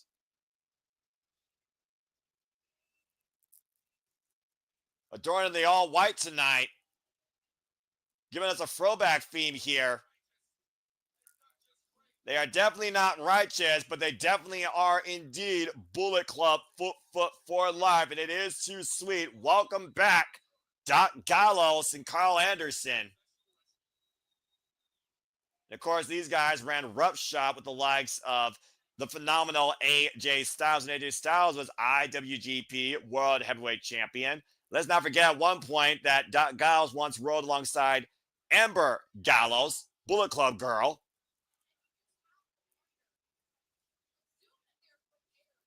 I really do wonder, though, how well they're prepared to team up with the Young Bucks here in this instance. And happy birthday again to Bullet Club. Gallows here. It's almost like a unique state of zen for these two. And let's see if Karl Anderson knows how to pull a machine gun out. Duck!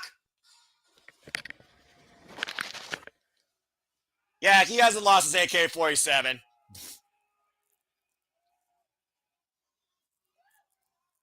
A hell of a reception for the return home to Bullet Club OGs in Doc Gallows and Karl Anderson.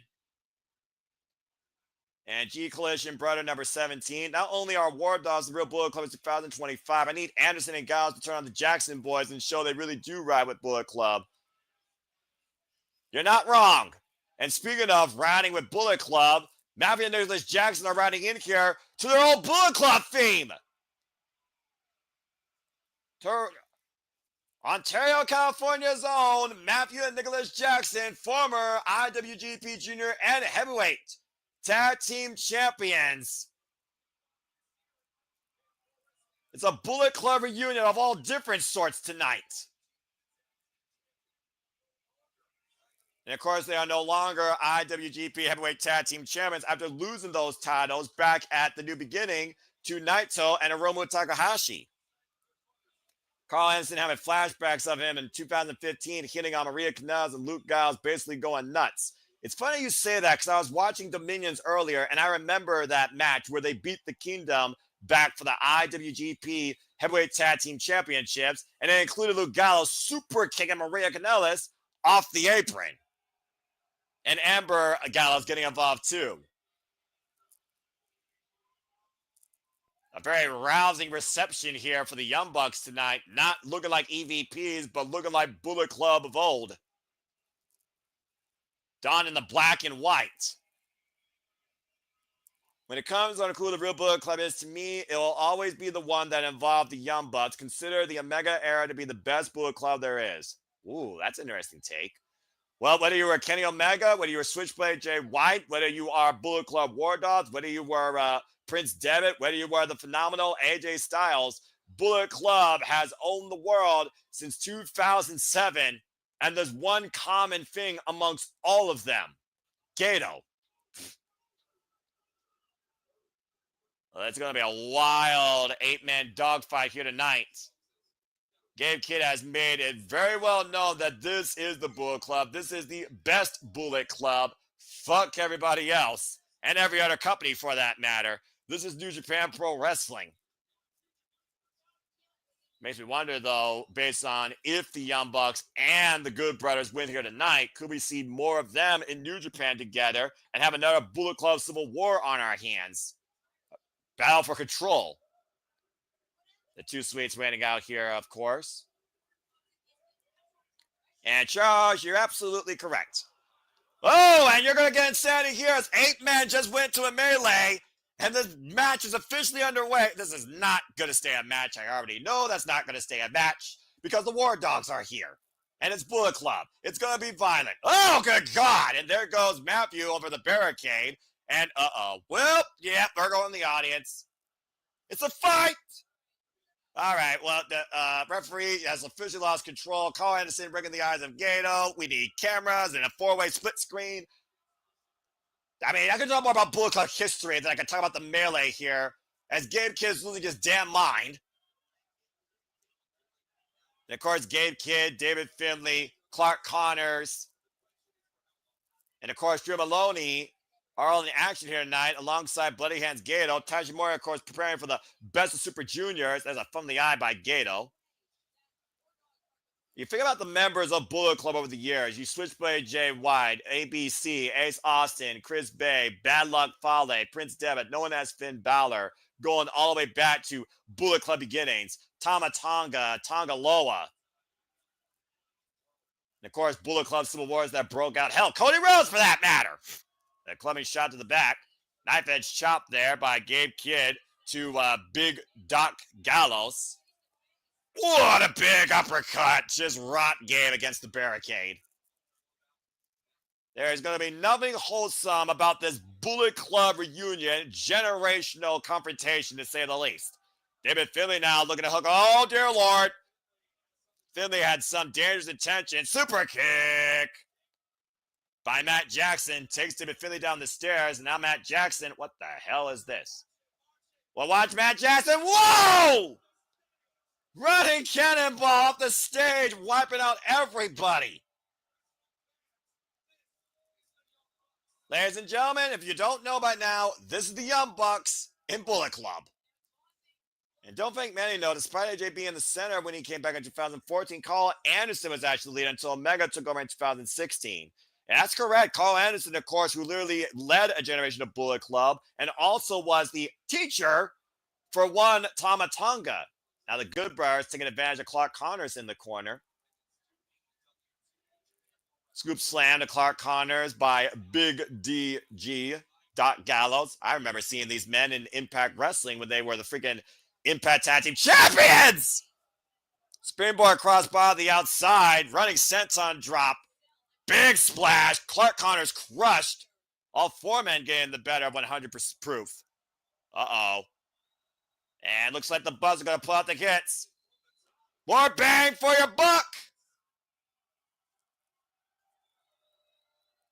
Risky business. We're going to get all the hits here tonight.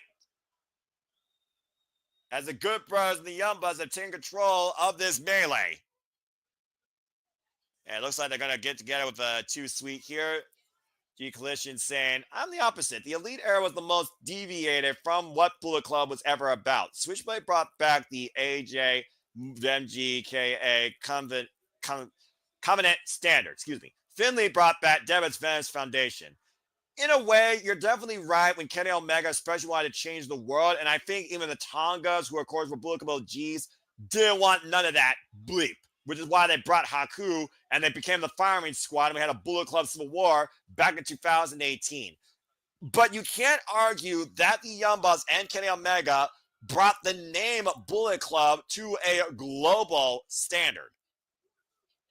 And right now, these War Dogs forged in battle, teeing off all four corners against the Young Bucks and the Good Brothers. I'm just going to say Bullet Club old school here just to make things easier for me.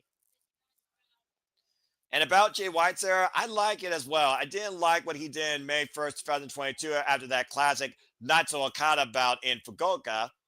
Well, again, he already foretold what he was going to do before he did it. So all I can say to Jay White is thank you. And of course, Jay White is still out injured. It's also one of those things before I think Kenny Omega and the Young Bucks and Cody Rhodes, for example, really brought Bullet Club to the global echelon that we know it as. I think Bullet Club would still be very niche close to New Japan only if it wasn't for them. Of course, AJ Styles was the most recognized wrestler, recognized name on the planet, so the jury's out on that. But again, he wasn't the leader at the time. Nice elbow drop there to Machine Gun Karl Anderson by Clark Connors. Clark Connors, who proved that he could go hardcore against El Desperado recently during Junior Genesis for the IWGP Junior Championship as the War Dogs is retaking control of this match. And Tammy to Gedo. It's also one of those things that every time we look at Bullet Club, talk about Bullet Club, they are such a ridiculously dominant force as a unit, each with their own mentality, their own ways. And there's no doubt that this is the most violent Bullet Club's ever been, probably, in their history, thanks to David Finlay.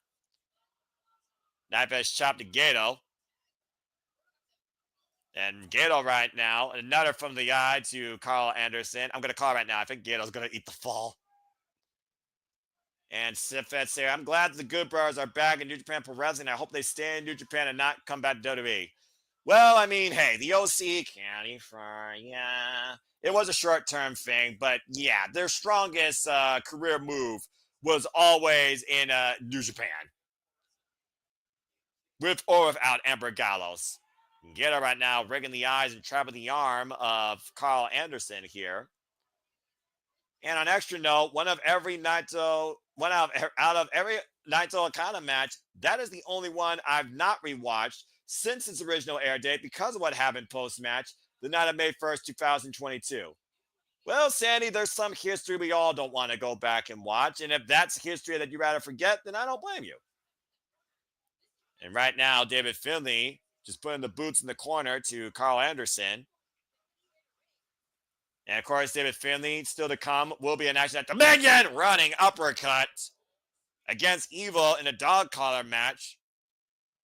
After he was nearly hung by Evil in victory overhead Beal after that steel cage match. Most violent offense, David Finlay. Here's the cover, like a Days Ago cover. Showbone the Young Bucks gets a 2 count. Of course, David Finlay was this year's winner of the New Japan Cup, beating Shota Umino in the finals. Challenged Rookie Goto for that title at Sakura Genesis and failed to capture it. And now, once again, the War Dogs taking control here. Cheap shots to the corner by Gabe Kidd and Clark Connors. Gang mentality. Oh, and Gabe gets that mic. Oh, well. Gabe Kidd now jaw-jacking.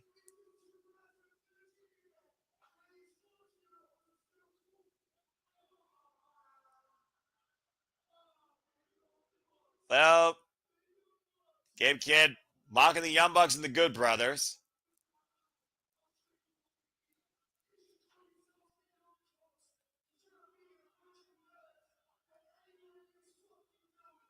I'm not going to repeat what Gabe Kidd said because that's just not polite.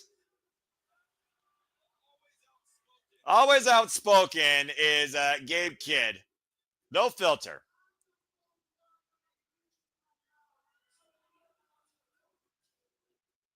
Oh, That insult to Karl Anderson did not sit well with him. Teeing off against Gabe Gedo just took him down with a freaking chop. And just like that, the War Dogs again running roughshod here. It's one of those things, though, with Gabe Kidd, who is so damn determined to represent New Japan and prove why they're the strongest. And then that split mentality where he's one of the most violent men possibly here. Oh, double A spine buster by Karl Anderson in New Japan with these War Dogs. There's a war and a peace with Gabe Kidd that the New Japan faithful have come to respect. And Peter Mascaro, good to see you. And yes, G Collision, you're correct there about January 4th. Of course, Nato's coronation, where Kenta destroyed post-match January 1st, Wrestle Kingdom 14. Still one of the darkest days probably in Nato's career, and many people for that matter. And no, Peter Mercedes has not fought tonight. She is in our double main event, still to come later this evening. But thank you for tuning in. I hope you continue to watch along. Big uppercut by Gallows, and hoisting up Gabe Kidd. Planted! Sit out power bomb. Gallows dropped the bomb, and it wasn't on Nagasaki. Now the Young Bucks trying to wheel Dot to make the tag. And tag made on both sides. Clark Connors in. Nick Jackson in. Back elbow strike. Rolling kick combination by the Buck. Running knee in the corner. Bulldog clothesline combination. As Nick Jackson has regained full control in that match. I'm glad to hear that. And again, I hope that you enjoy it when it comes time for it. I believe there is at least 2 more matches before that, but please stay tuned for everything else here, and hope you enjoy our coverage of New Japan Pro Wrestling at Sumo Studios. Wall kick into the Bulldog. PK. Follow up to Gabe Kidd. Super kicks. And the Young Bucks right now on full display, as they only can be. Now hooking David Finlay up in the ropes, and suspended across the second. Swanton. Here's a cover by Matthew. Kick out at 2. And of course, Sandy here, very passionate as well. About Naito Okada from January 5th, 2020. Still watch that. I just stopped right after Okada does the fist bump in a way of saying yes to Naito's one more time in the Tokyo Dome. And of course, that didn't happen. Oh, and a gore! Gore for Connors. Look for gun stun. Countered by David Finlay to a backbreaker over the knee. Super kick party to David Finlay. Back out in the double DDT on Clark Connors. And watch out, Gabe Kidd blocks the kick. Oh, and Matthew kicks his own brother. Now Gabe Kidd getting the better of the Bucks. It's a super kick. Fends it off. It's a double super kick. Goes off the ropes. Wipes out both Bucks with Lariato. Finding Spirit, the toe count of Gabe Kidd now colliding with Gallows here. The 2 most biggest, violent, hard-hitting men right now are fighting in this match. Big right hand. Gun stun! Gun stun! The gun stun by Cars and the Gabe Kidd, and all 8 men are down. Hey, what's up, JJ? Bro, I hope that you are doing well. And again, subscribe, folks. Renegade Wrestling, JJ Williams, cast of the 18 Studios. And Tamei to Gedo. Naito Okada January 2020 was also voted Tokyo Sports Best Bout despite the post-match. Still watch because I love that entire match. Yeah, I can't argue, especially with both men adorned in white. Of course, the all-or-nothing mentality of Naito and just being the end-all, be-all of Okada. An incredible main event at Wrestle Kingdom 14. Gedo clutch for the win! Oh, the 2 count on Karl Anderson. Imagine Gedo winning with that. Gun stun to Gedo by Karl. Off the ropes. Gabe Kidd with the rebound lariat. It's Sansaguri, though, by Gallows. It's all breaking down. Double kicks, though, by Finlay and Clark Connors to Gallows. Irish whip. Clark Connors set up and over to the floor. Messy landing on the apron. David Finlay joins him out there. And right now, Gedo isolated. EVP trigger. And it looks like the Bucks aren't done yet with Gallows giving them a little bit extra elevation. Oh, an old cliche with the Meltzer driver. Springboard plunger. Whoa, and springboard swanton over the top. And it looks like, that old familiar recipe, Magic Killer. Covered by Karl. That's too sweet for the Bucks and the Good Bros. The pin on Gedo. Welcome back home. Well then. And the OGs return in fine fashion here tonight, winning with that oh too sweet formula, a Magic Killer and a 1, 2, 3. One thing's for sure, if the Good Brothers are back permanently in New Japan Pro Wrestling, War Dogs, you might have a force to be reckoned with. And Gabe Kidd right now. And David, what is about to happen here? Gedo down right now as Gabe Kidd, Clark Connors, David Finlay back inside the ring. What are we doing here? Dragging Gedo to the outside, of course, after getting dropped with a Magic Killer. Probably not the first time that's happened to him. And the Bucks with a hand out here with his face-to-face. Are they actually going to show decorum here, or are we going to get a combustible confrontation? At the end of the day, they are all Bullet Club, and when you're Bullet Club for life. The Bucks and the Good Brothers holding it up. And no. The War Dogs doing it on their own with a big old FU as they leave. I'm sure the Bucks and the Good Brothers didn't expect anything less. Well, this generational Bullet Club 8-man warfare ends with the Good Brothers and the Young Bucks with the win.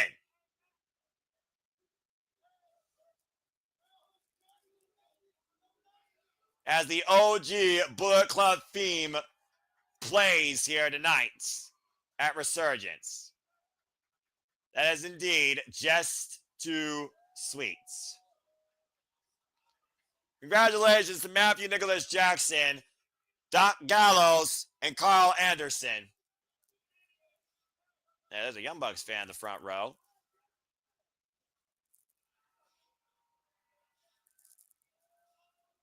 Almost feels like literally they've been resurrected here, adorned in the white. The Good Brothers with a new leash on life, it feels like. Well, we don't know if the War Dogs will ever call them Bullet Club, but one thing for sure, Good Brothers and the Bucks are definitely still their own Bullet Club for life, and it worked in their favor tonight. Wonder what the Dogs have to say about that. Said they're the real ones, but they just lost to the ones of the originals and Karl Anderson. Haven't been a strong spring for the War Dogs 2025. Well, either way, Sandy, the War Dogs are still the ones right now holding it down in Japan. As far as I'm concerned, maybe the Bucks and the Good Brothers can hold it down in America. Anyway, that was quite a unique Bullet Club celebration and confrontation, but I guess we'll see what happens next.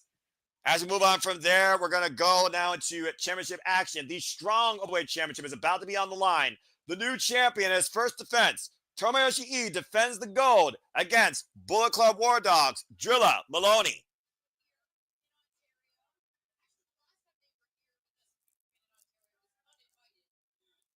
And of course, last time the Young Bucks were actually here, they weren't even invited to the dance. At least they were actually welcome in tonight, I guess, as, you know, welcome guests. So there's that.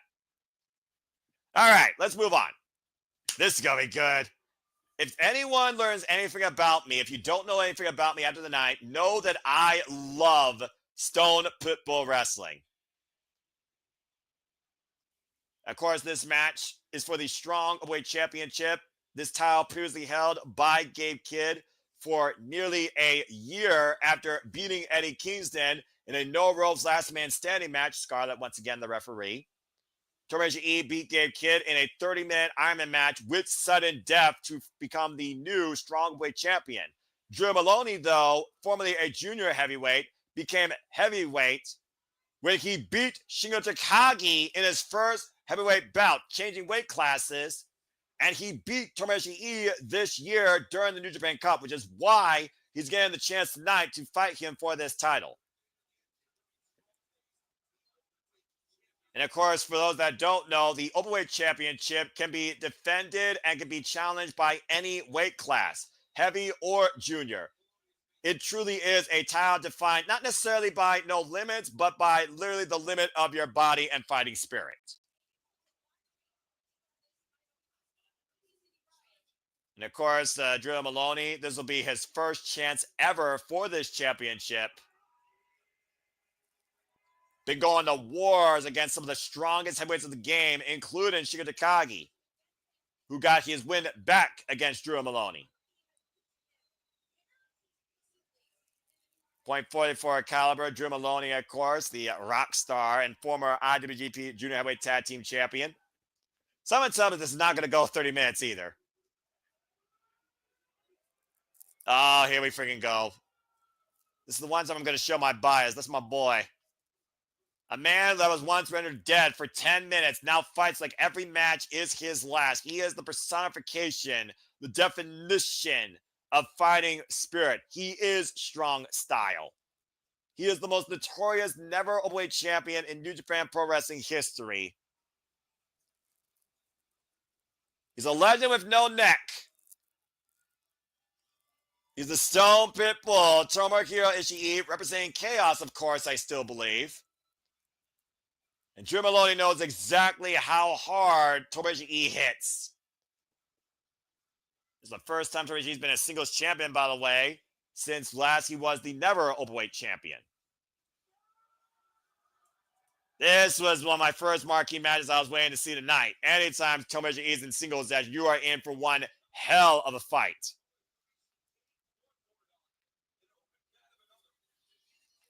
As Tomohiro Ishii already has a victory over one War Dog, he might look to go for the entire pack. Tomohiro Ishii has bouts with the War Dogs going all the way back to when David Finlay first took over Bullet Club. And of course, David Finlay got the better of Tomohiro Ishii during the G1 Climax. Tomohiro Ishii, the 8th strong openweight champion in this title's history. This title first held by the likes of Philly Tom Lawler for one full calendar year.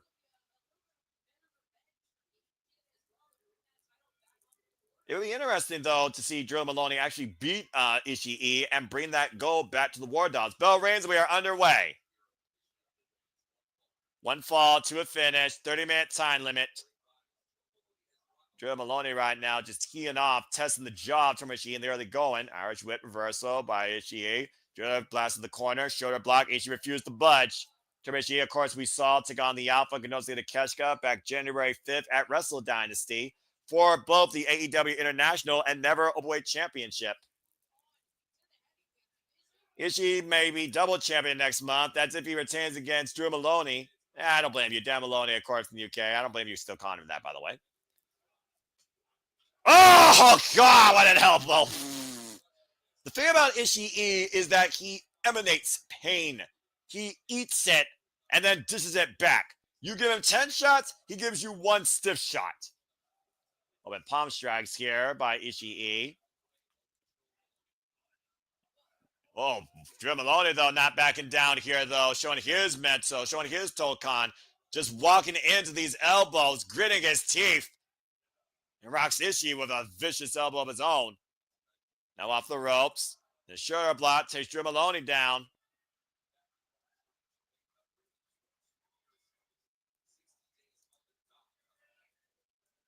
And of course, Tomohiro Ishii, also known notoriously as G1 Climax MVP. He may not win the tournament, but he will give you the best match of the tournament. The waist lock now, back elbow strike. And off the ropes. Good agility there by the former junior heavyweight with the drop down. Drop kick takes down Tomohiro Ishii. Ishii, by the way, folks, is 49 years of age. He's been involved in this game now for 28 years. Trains by the likes of Riki Choshu. He's been at wars with Katsura Shibata, Togi Makabe, Yuji Nagata, Minoru Suzuki, and of course, former running leader of Chaos, Kazuchika Okada. Knife edge chop there. And Ishii staggered there to the corner. The shortest man with the toughest fight. Knife edge chop again by Drilla. Of course, we've seen Ishii go against the likes of Jonah and Josh Alexander in Impact Wrestling for a stint, and it's literally cut the chest open of Chris Jericho in AEW. Combination offense by Drew Moloney, putting the boost Ishii in the corner. Ishii, of course, formerly a notorious never overweight six-man tag team champion for 266 days with Kazuchika Okada, Tanahashi. A three-time never overweight six-man tag team champion, and a six-time never overweight champion. Of course, we'll see Konosuke Takeshita defend that title later tonight. He's held that title for a combined 514 days. Snapmare PK by Drew Moloney to Ishii. Just lap the spine. Here's a cover. Lateral press. Gets a 2 count. Ishii, again, very accredited for his career. Former Rev Pro British Heavyweight Champion. Ring of Honor World Television Champion. NWA International Lightweight Tag Team Champion. Backdrop suplex by Drew Moloney takes Ishii down. I feel like Ishii not only delivers the most intense offense, but also takes the most intense offense versus anybody else in this business. Despite the names I just said, and the fact that one man nearly was brain dead in 2017. Drew Moloney now hooking up Ishii, might be looking for that Drilla killer, that pile driver on the apron. And right now, Ishii fighting back though. Back elbow strike, drops Ishii to the floor. A sweep of the leg by Ishii takes Driller down to the floor. Lands hard on the apron as he grabs his ribs. Whack up! Scoop power slam on the floor by Ishii to Drilla Moloney. The foot of bodies on those thin mats there to protect the building and not the competitors.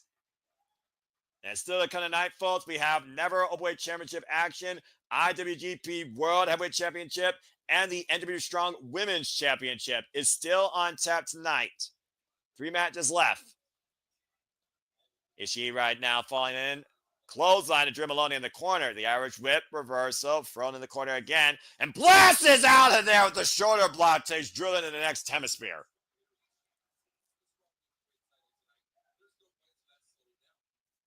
I feel like with Ishii, by the way, he never slows down, but you could say that maybe his title reigns when it comes to championships that test your spirit and your physical resolve, he doesn't hold them for a long time. Backdrop suplex, Drew Moloney, but I think he could hold on to this for quite a while if he beats Drew tonight. Here's the cover at the far leg, got a 2 count. And his longest reign with a singles championship was actually with the Never Overweight Championship in his first run, 138 days. He has not held a singles title longer than that since 2014. And by that, I mean a longer time span. Whoa! A rolling chop, looking to hook him up for the pile driver again. And oh! Jack style. Almost a jackknife style short range pile driver compressing Ishii's shoulders. Hoisted him up by his tights. That was nasty. And right now, Drew Moloney just trying to get his breath back while Ishii might have a stinger effect, grabbing the left shoulder there. Both men grabbing the left shoulder, actually. Crowd trying to wheel both these men back in this dogfight. Drew Moloney slow with his feet first, though. Ishii still not up on his. And of course, Ishii will never waver. He will never show you weakness. He will never ask for help. Moloney now with the knife edge chop. Combination here with the elbows. And Ishii, uh-oh. And Ishii is not fazed by this. Knife edge chop, rolling elbow. Oh, God! And one elbow drops Drilla down. Every time Drew Moloney gets 15 shots, takes one shot for Ishii to drop his challenger. And again, to your points effect, you see the way that Ishii is still grabbing towards his left shoulder, now hoisting Moloney up to the top rope. I gotta say, you all have been wonderful color analysts and engagers tonight as well, and I hope that you all have had as much fun as I had. Superplex! And Moloney's back up to his feet! Clothesline to Drilla. Oh man, this collision, headbutt, rolling elbow, enziguri, blocked by Moloney. Now Driller off the ropes.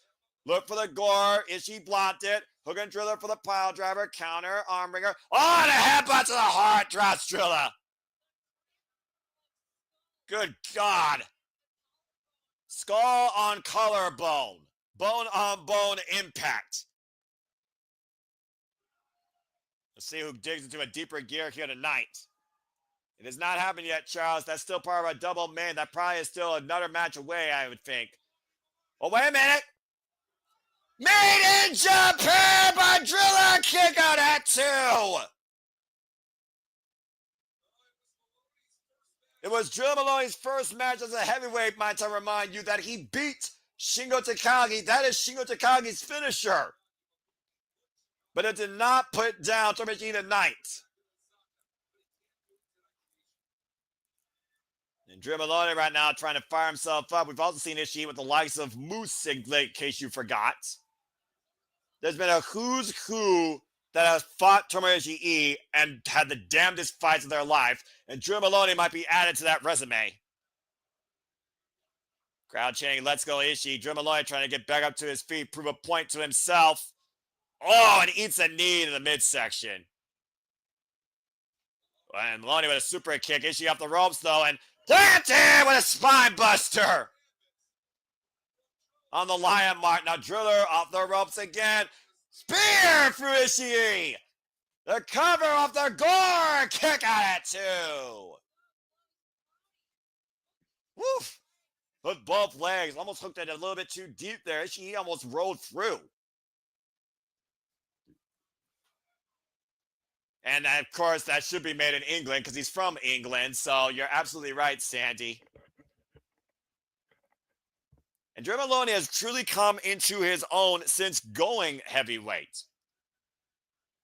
Of course, we know Clark Connors is still junior heavyweight. He will be part of the Best of Super Juniors starting tomorrow. And right now, Drilla Moloney hooking up Tomohiro Ishii. Looking for that pile driver, that Drilla killer. Counter, block the shot, swing and a miss. Enziguri, Ishii ducks underneath. The waist lock, German suplex. High angle on the back of Drilla Moloney's head. And to your point also, Sandy, we also know that Tomohiro and Taiji will challenge the United Empire's Great Thor Khan and Kyle Newman for the IWGP Heavyweight Tag Team Championships at Dominion. One of the greatest rivals of Ishii. I still go back and watch that match from the New Japan Cup in 2019. And folks, I don't think I'm going to stay up to cover Best Super Juniors Day 1 for you, but we'll play that by ear. I am having a great time right now, though. And again, Drilla Moloney gritting his teeth, eating these elbows. Step up, Enziguri. Jumping Enziguri, excuse me. Rocks Ishii to a knee. Moloney off the ropes. What God, take it down with a lariat. Cover, decapitating lariat, the leg. Hook for a 2 count. 2.9 there. We are 10 minutes in on this contest. We are 1/3 of the way for the allotted time for the Strawweight Championship match. Looking for the sliding lariat, and Drilla Moloney captured the champion. Looking to hook him up. Nope. Standing switch. Moloney drop kick. Takes you down to his knees. Ishii might be staggered. Now hooking him up. The vertical drop brainbuster by Drilla Moloney. Oh shit, but Ishii back to his feet. Ishii is not going to fall for his own move here. Clubbing clothesline. Uppercut. Enziguri. Counter for counter offense by champion and challenger. Both men down right now. Hey, look at Scarlett's face. She doesn't know what to think of this. Can't say I don't blame her. I'm not sure who's the worst for wear right now in this contest. Is he trying to fire himself up, just driving his head into that turnbuckle pad? Now waiting for Moloney to get back up to his feet, scouting him for the Lariato! And the cover of the far later retain kick at 2.5.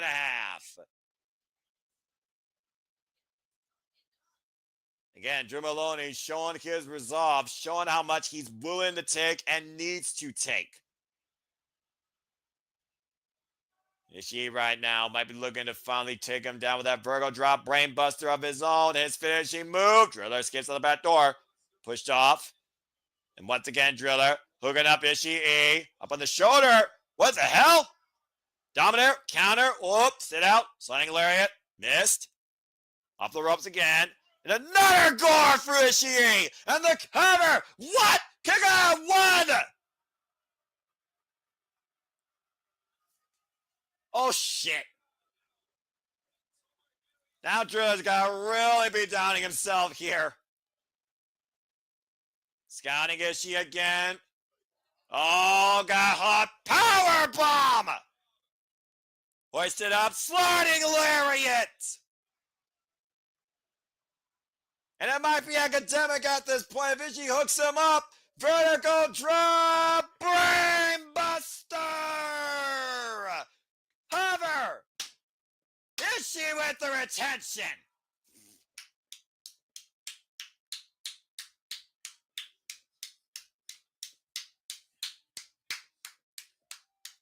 Damn good fight. Damn good display of fighting spirit by Moloney here tonight. But Tomohiro with his first successful defense of his strong Openweight championship. Yeah, if you're going to take down Tomohiro, you're going to have to fight harder than him as if your life depends on it. And Moloney came very damn close in doing that and proving that. Again, that vertical drop brainbuster, nobody kicks out of that. Ishii right now, probably the worst for wear versus his challenger. But again, he will not waver. He will not show you weakness. As he slowly staggers back up to his feet with the help of the ropes, Tomohiro is still the strong Openweight champion. And about to say, yeah, definitely a regrouping period for them here. Not a good night in LA, and we'll see how that affects them going towards Dominion. And considering that he is a heavyweight, though, I think Moloney's already proven a case that he could be definitely part of this year's G1 Climax. But congratulations to Stone Pit Bull, Tomohiro Ishii. That's a bold take, Sandy. It looks like you're already trying to really hedge your bets there. Well, we saw a history made last year when Yota Tsuji and Zack Sabre Jr. made it to the finals. And, of course, Sabre Jr. became the latest non-Japanese, even though he calls himself a Japanese wrestler, but let's call it what it is, non-Japanese to win the G1 Climax since Kenny Omega. And don't worry, I got you, pal. There have been 34 G1 Climaxes. This year marks 35. And stay tuned, folks, because one way or another, I will be doing a bracketology on this year's G1 Climax as is tradition. And we'll see if I do it with our Canadian friend Ash, who is also a huge fan of New Japan Pro Wrestling.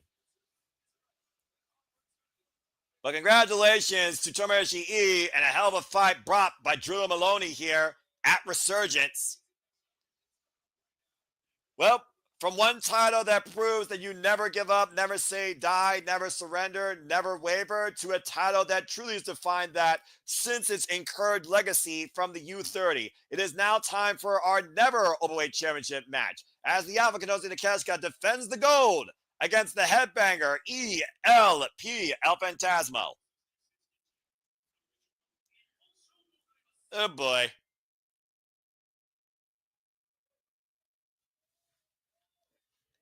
Well, top that shit, Konosuke.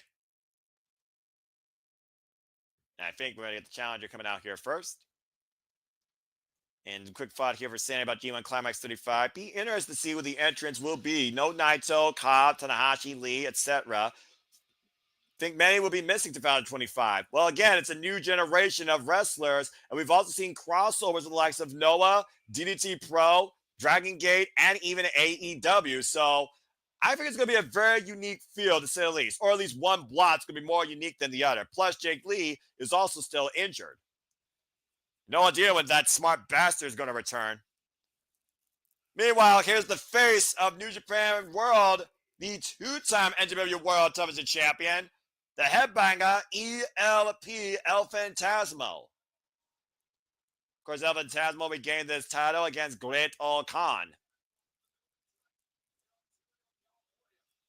Last time we saw ELP here in America, he got in a bit of a confrontation with the Alpha Konosuke Takeshita after that match on Hiroshi Tanahashi's final road of kinship, where the Alpha was able to settle 11 years of bad blood against the Ace in his final match here in America. And of course, the Never Openweight Championship is on the line, a title notorious for short runs, as Konosuke has elapsed that with the most successful defenses for a single Never Openweight champion in this title's history. Going into his sixth defense tonight after beating the likes of Rie Oiwa, Angel Del Oro, Otenbole, Kushida, and of course, Tomohiro Ishii. And again, the last time these two men went one-on-one, they had a 15-minute time limit, and it went to a draw. This time, they have 60 minutes. And only one of them is going to leave with the Never Openweight title. And you might argue that Konosuke Takeshita might literally be your upstart rising wrestler this year. 29 years of age, 12 years in the game, fought for this dream to compete in New Japan Pro Wrestling since he was in high school, wasn't accepted, to find in DDT Pro, brought forward to AEW by Kenny Omega, and now literally is living across the world, across all three promotions. And we also know that, stay tuned, folks, next week we'll be covering Beach Break here at the Simba Studios for AEW next week, Wednesday, where the Alpha Konosuke Takeshita and Josh Alexander will take on Will Ospreay and Heyman Page in tag team action. That and so much more to come next week, Wednesday, on Beach Break. And to your point, Sandy, there's Rocky Romero, representing the Don Callis family, the Alpha, the NJPW Never Openweight champion. And it looks like Rocky Romero's doing his best Italian Mafia impression. Of course, Konosuke Takeshita has now been Never Openweight champion for 126 days since winning this title January 4th against Shingo Takagi. And definitely a different attitude out of Rocky Romero here tonight with this style and this look. The 47th Never Openweight champion in this title's illustrious, evolved, gritty history. Again, defined by the likes of Katsura Shibata, Togi Makabe, Yuji Nagata, Minoru Suzuki, Taiji, Inare, and of course, as we saw a moment ago, Tomohiro Ishii. The fact that literally Rocky Romero is the vice president of New Japan Pro Wrestling, it does seem like a little bit of a conflict of interest of sorts, or a power game. So Mercedes, I believe, is going to be the next match. I believe the last match is going to be Hiroki Goto versus Zack Sabre Jr. As, again, after this, all that remains is our double main event. So stay tuned. Neverweight Championship on the line here in the meantime. And a narrated list of who will be or won't be in G1 Climax 35. He's been out since December. 4 open spots, possible 20. Be interested to see who will get those spots. Well, Sandy, you know as well as I do, usually the G1 Climax lineup is known or shown at Dominion. So we'll find out here very soon. Anyway, bell rings are underway for this match. And somehow Takeshita able to snap the record of defenses for a single champion goes to show the promise of the Alpha here in this business, despite Don Callis' influence. Nice shoulder block there, and the drop down by ELP. A little bit of agility here in the early going by the headbanger, former British Cruiserweight champion. The sidestep, up and over. Woo! Good catch. And Konosuke hoisting up ELP. Skips in the back door. The roll through. Might be looking for that CR2 here immediately. Wood counter. Whoa! And swung for the fences. Went for sudden death. Still made the early going. Woof. And clearly these two have not lost a single step since that 15-minute draw.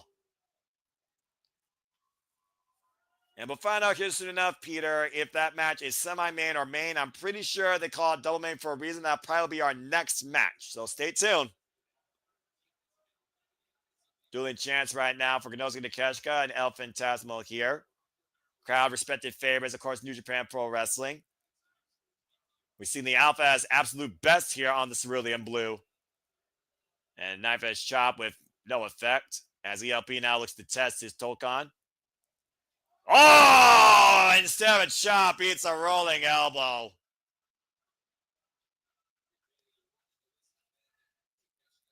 And again, we talk about the men that Takeshita has not only faced one neverweight champion, but the men he's faced in his illustrious career. Of course, his teacher, Jun Akiyama.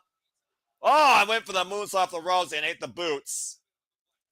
And ELP taking up and over to the floor with the clothesline.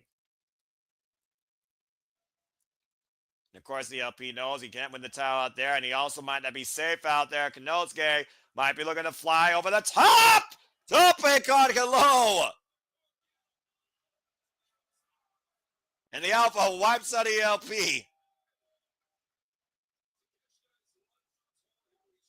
Takeshita right now literally just rolling through ELP. Of course, previously was a challenge participant in this year's Owen. Lost out to Will Ospreay, though. I look at Konosuke Takeshita. I think of him as an all-round athlete. He is technical. He is a brawler. He is a powerhouse. He is a flyer. He covers all the boxes when it comes to the styles you need to literally adapt to anything here in professional wrestling. ELP trying to fight back. There's a knee in the midsection, though.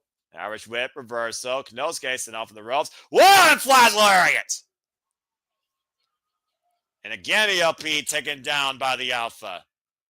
In short going. And now Konosuke, what is he doing here? Might be going for a modified Kimura. Trapping the arm now.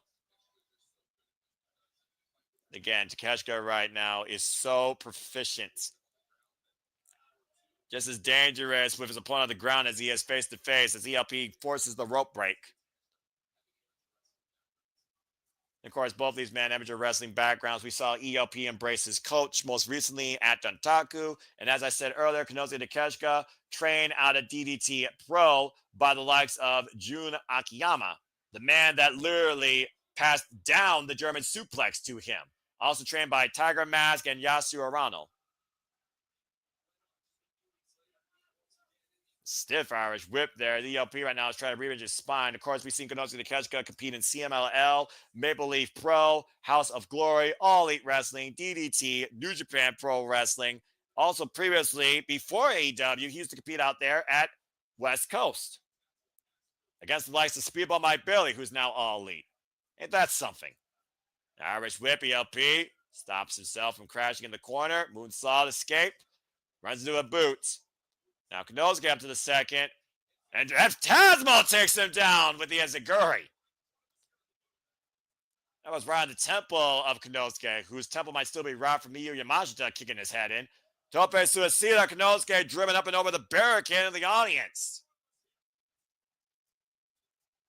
Of course, we've seen Konosuke also compete, as I just said, in Tokyo Joshi Pro Wrestling in mixed tag team action. And we saw what happened when Miyu Yamashita kicked him in the head. And wait, what's ELP thinking here? And ELP, oh no, this audience, you might want to move. ELP, Rocker Romero trying to stop ELP from doing something reckless here off the top rope.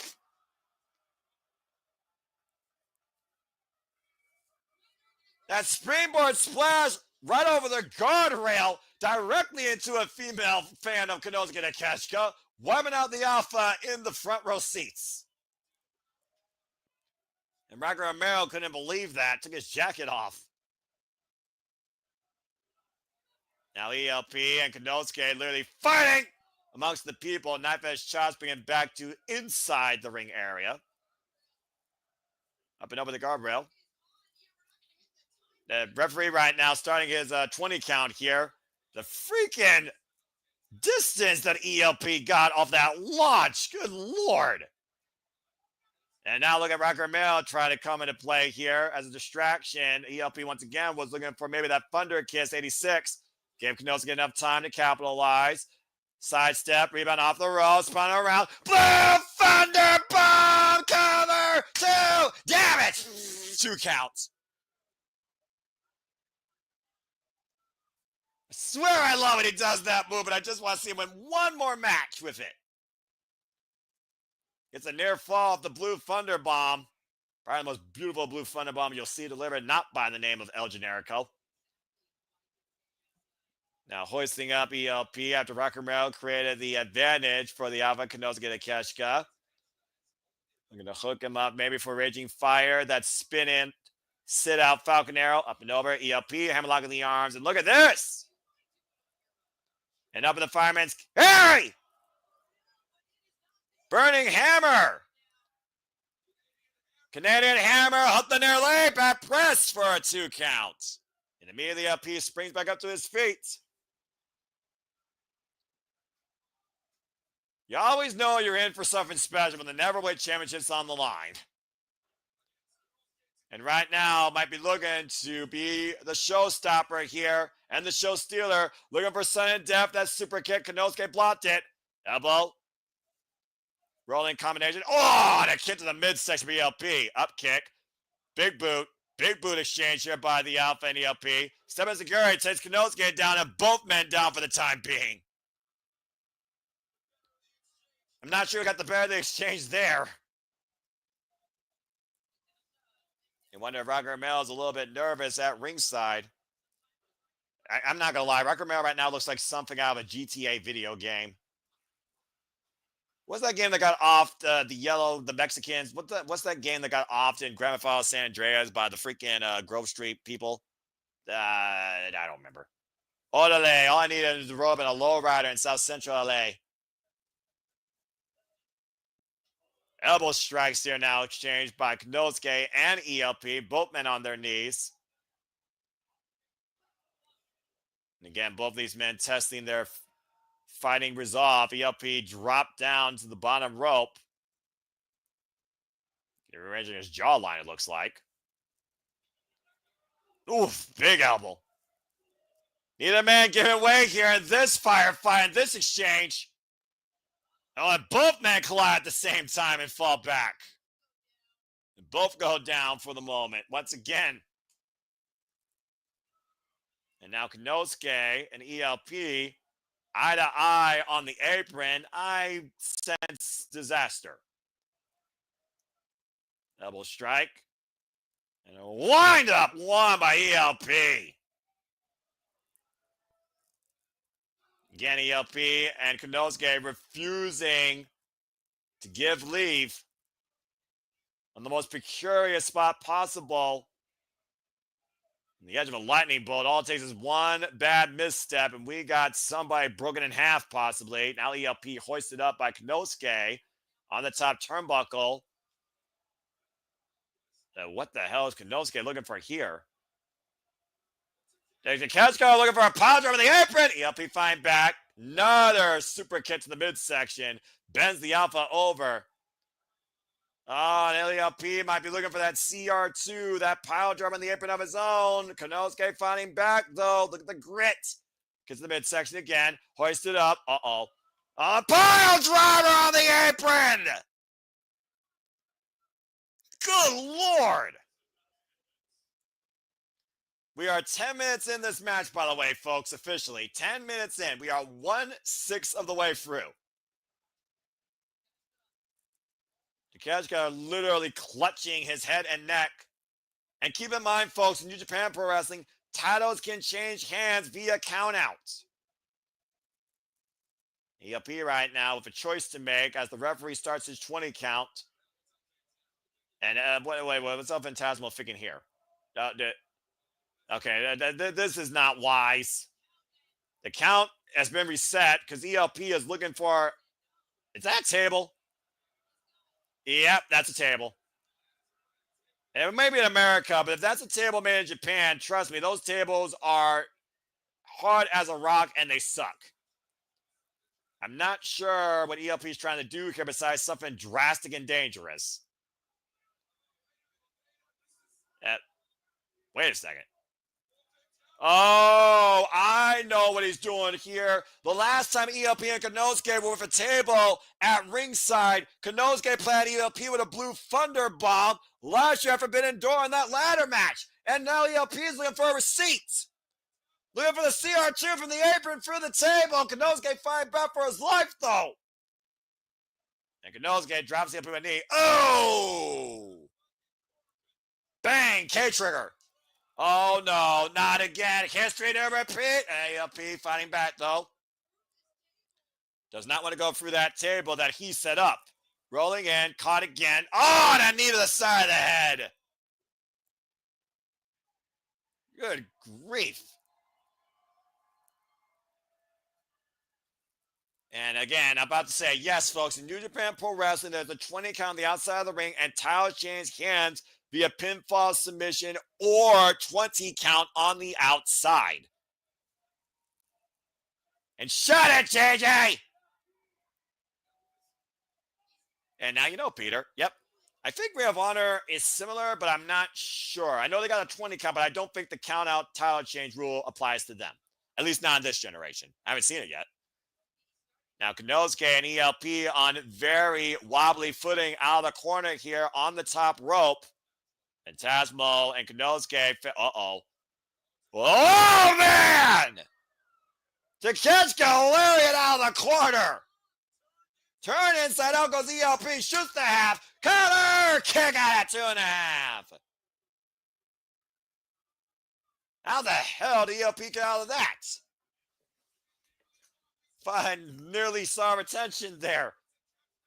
And Konosuke hoisting up ELP. ELP finding back, trying to slip out. Now hooking up Konosuke. Possibly for the pile driver again. Both these men jogging for position. Konosuke. Uh-oh.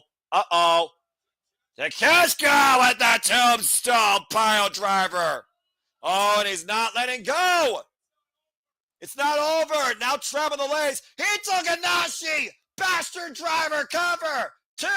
Kick out at 2 by ELP again. You can tell how much this is taking out Konosuke because usually he follows through into that Cazadora wheelbarrow suplex. He didn't that time. He sat on the cover. Takeshita right now still looking for that end game. And Rocker Romero wheeling on the alpha here. Never Openweight Championship on the line. Looking for Raging Fire. ELP counter. Oh, eats an elbow. And falls to his knees again. As Konosuke might be looking for that power drive. Oh, he ran the sudden death super kick. And ELP right now think this might be it. We can see a new Neverweight champion. Uh-oh. Nope. Oh, wait. Konosuke. Another bastard driver. And now follows through. Cazadora wheelbarrow German suplex. ELP back to his feet. What? Oh, what's up? Konosuke to lariat. Cover. What? Kick out of 1. And ELP out of the corner, springing up. Cobweb world class. Elbow out of midair. Kick out 1.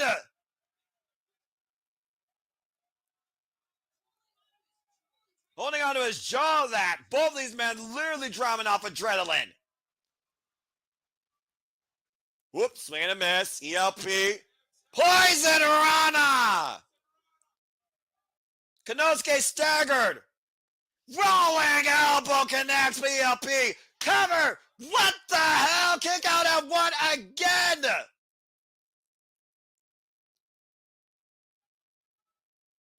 ELP right now, once again squaring up Konosuke. Super kick. Sudden death connects. And another one. 2 in a row that time. ELP is not letting up. Looking for CR2. Is it the revolution for a new champion? No! How the hell did Konosuke kick out of that? And Rocky Romero looks like literally is about to lose himself.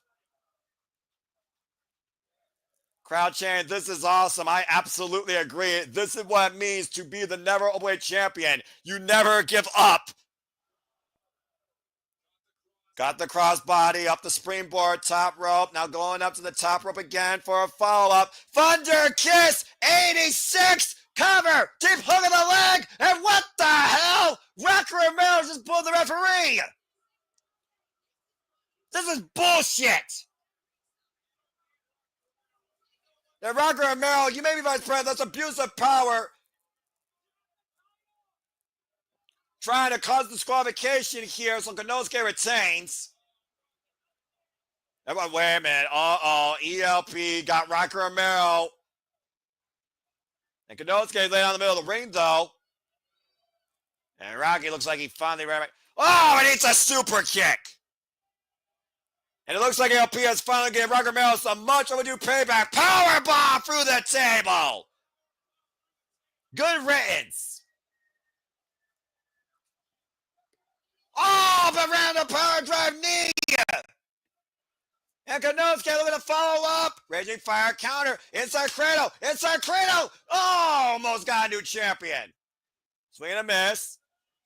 Rolling elbow connects by Konosuke. Drops the ELP to a knee. Power drive knee connects again. And falls in the cover to retain. Kicking at 2.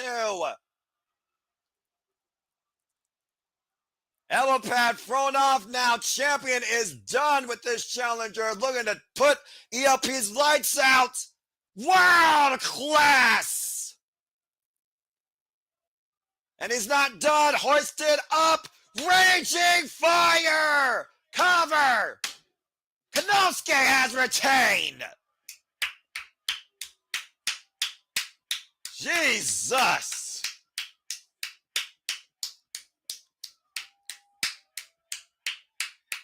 That was fucking awesome.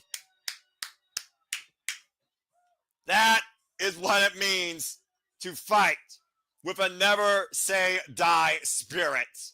And still never openweight champion, Konosuke Takeshita. Phenomenal. Phenomenal power bout of fighting spirits that did not want to waver or give to the end. Took an exposed rolling elbow, world-class elbow strike, and a raging fire, the sit-out spinning falcon arrow to put the headbanger down. But the Alpha is still the never openweight champion. And it damn sure took longer than 15 minutes. And Konosuke and ELP face-to-face with each other. Yeah, you gotta respect and commend that effort. Even with that stupid hack, Rocky Romero trying to get involved here and ruin that. Woof. Tremendous stuff as the Alpha, Konosuke Takeshita, still stands tall here on the cerulean blue with his 6th successful title defense of the Never Openweight Championship. Can anyone beat the Alpha at this point for that title? That fan's very happy, by the way. That's a hell of a sign. One thing's for sure, when it comes to my favorite championship in this business, I can't wait to see who challenges Konosuke next for it. Anywhere, any company, anytime. Well done, Konosuke. And ELP, hold your head up high. Still 2 more championship matches here, folks. By the way, this is how you know I'm a fan of wrestling and how much I love this stuff. Konosuke Takeshita, ELP, Neverweight Championship. That's professional wrestling, damn it! And that's the simple nod of approval. I don't rank. I just simply display passion more than certain other things when it comes to how much I love wrestling. Well done, Konosuke.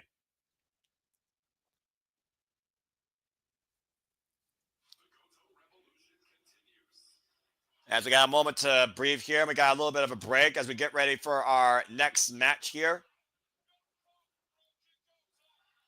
And down Osawa beat when Jack Morris pulled their free. Yeah, I mean, you know, it's one of those things where panic definitely ensues the business. And Safet saying, what a match, and I freaking agree.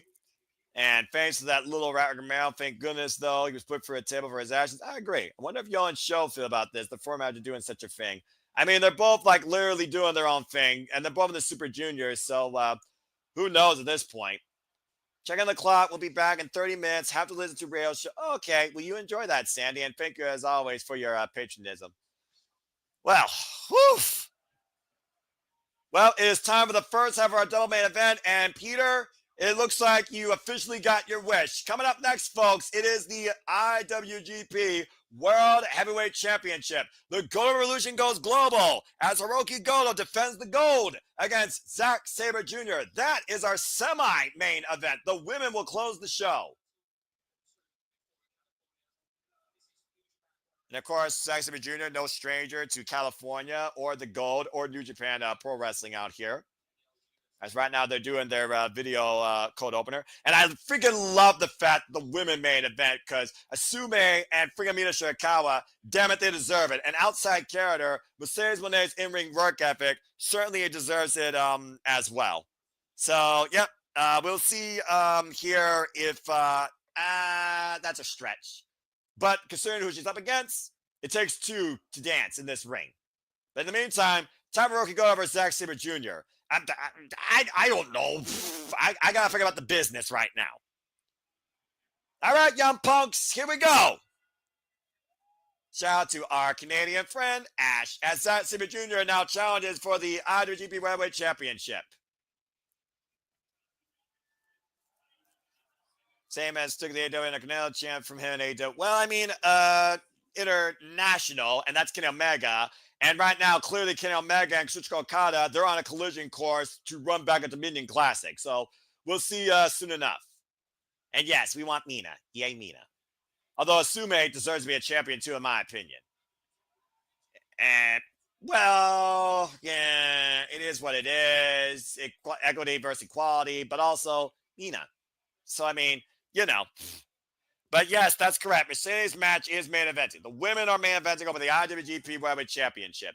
And to be fair, because this is NJPW of America, it is a championship of NJPW of America that is main eventing the show. So in context, it makes sense. Anyway, let's go ahead, folks, and focus right now on this. Zack Sabre Jr., of course, who finally won the title last year against Tetsuya Naito. Ryogoku Sumo Hall winning the G1 Climax last year. Of course, lost it to Hiroki Goto at the New Beginning as the Gold Revolution has gone global. And we'll find out soon enough, Peter. You clearly got your favorite. I respect your opinion. But again, things are due to change eventually in the business. And she has been champion now for literally a calendar year.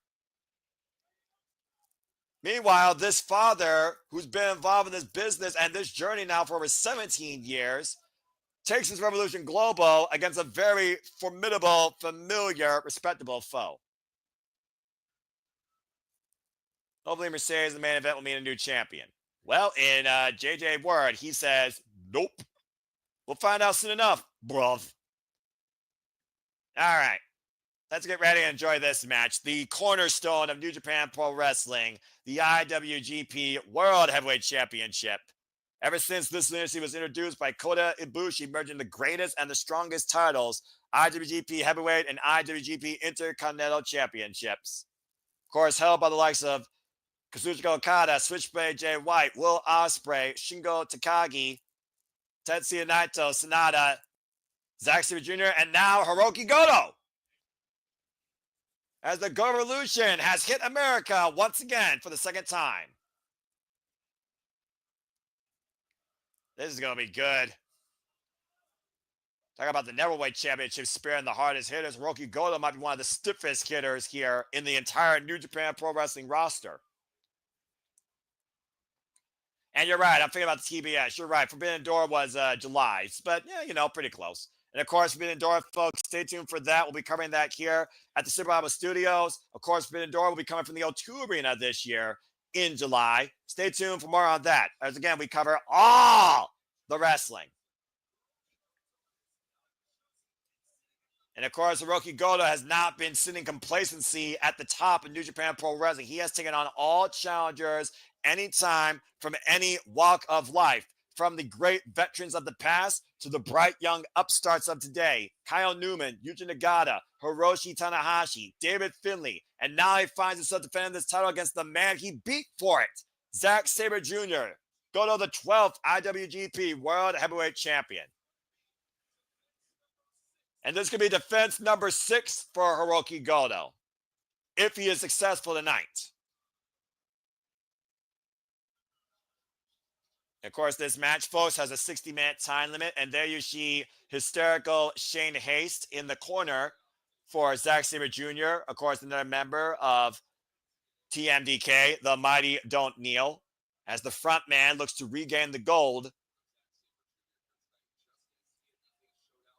And there you see, of course, the title being hoisted up.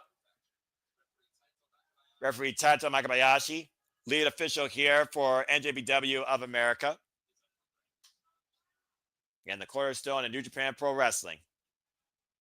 And of course, the winner of this match has Shingo Takagi waiting for them at Dominion. The reigns were underway. IWGP Shinkai Heavyweight Championship. I don't know Japanese fully yet, but I'm still working on it. One of my dream goals is to call one of these matches fully in Japanese, because Japanese commentary might be my favorite commentary on the planet. Shout out to Milano Collection 18, Miko Matori, and of course, Jushin Thunder Liger, amongst the various others in and out of not only New Japan, but Stardom and Pro Wrestling Noah. Now, the weight slot being applied by Zack Sabre Jr., Hiroki Gedo. The elusive nature of Zack Sabre Jr. versus the power of Hiroki Gedo is going to be the tail of the tape here in this match for sure. It's almost wondering, but Zack Sabre Jr. said, my career started over again when I won the championship. I wonder if he peaked after he lost the title. How do you rebound back after you first lose the championship after going so long after it? Like Gedo has had it for the first time ever. Of course, Zack Sabre Jr., 21 years in the game, a pure technician, trained by the likes of Yoshinari Ogawa and, of course, the genius of the arc, Naramichi Marufuji. The side headlock, and of course, Zack Sabre Jr., the best way he could approach this match is be technical, but we've seen how he's adapted an offensive discipline to him as well, including that modified sack driver that beat David Finlay back at Windy City Riot. Nice headlock takeover there by Gedo into the head scissors by Zack Sabre Jr. Both these men trying to take each other down. Went for a swinging lariat and a stalemate. And Zack Sabre Jr. knows exactly what that discus lariat feels like. And of course, Hiroki Gedo also doing this not just for his father that passed away, but leading father for his young daughter. That might be the biggest inspiration for him. And of course, his young son. And Gedo right now literally has focused on everybody. He has not literally took anyone for granted during this run so far. Junior heavyweight, open weight, doesn't matter. The neck crank by Zack Sabre Jr. Damn, that's gotta suck. Hiroki Gedo, by the way, folks, 45 years of age, 21 years in the game, trained by the likes of Hiroyoshi Tensen, Osamu Kido, Kotetsu Yamamoto, and of course, one of his best friends, Katsuyori Shibata, another neck crank on the apron. Naramusha, of course, the fierce warrior, also former multiple-time never openweight champion, record-setting IWGP heavyweight tag team champion. History made, of course, he and Yoshihashi Bishamon have won the World Tag League 3 years in a row. Big uppercut there. And again, teeing off right now. Gedo, of course, also beat Zack Sabre Jr. and Taiji with Yoshihashi for the IWGP Tag Team Championships in the Tokyo Dome against Dangerous Techers. And Zack Sabre Jr. getting the better of the champion here in the early going. The referee's count starting here. Again, the title can change hands via count out. 20 count on the outside being put into play. And Gedo right now trying to get his throat back. Probably rearrange his neck. Up to 8. Up to 9. I almost wonder if Shingo Takagi has a favorite he would like to face here, considering how much he and Zack Sabre Jr. have fought more recently than him and Gedo. And that familiarity might play in Shingo Takagi's favor. And right now, Jesus, make a wish. And the champion right now in a world of hurt. Compromised neck, compromised fingers. Of course, Gedo loves to implement that Shote Kai or the GTR. Zack Sabre Jr., of course, has the Zack Driver and 1,000 different ways you could tie up in a pretzel. And again, this is their 8th singles encounter. Excuse me, this is their 9th singles encounter. Record stands 5-3 in favor of Zack Sabre Jr., who immediately goes back after the hands of Gedo. The focus attack here right now on the challenger. Now trying to tie up the arm of Hiroki Gedo here. And hyperextending the right arm in the process. That Billy Robinson style coming into play here, where Zack Sabre Jr. is going to adjust position every 6 seconds. He was trained where if you can't submit a man within 6 seconds, you change the focus. And right now, Zack Sabre Jr. trying to trap both arms, now transitioning and adjusting to the left arm. Almost a modified Fujiwara armbar here of sorts, as Gedo's reach allows him to force the break. Of course, Robbie Eagles, Kosei Fuja, former IWGP Junior Heavyweight Tag Team Champions, lost those titles recently too. Both men, though, are competing in this year's Best of the Juniors. That is mere hours away.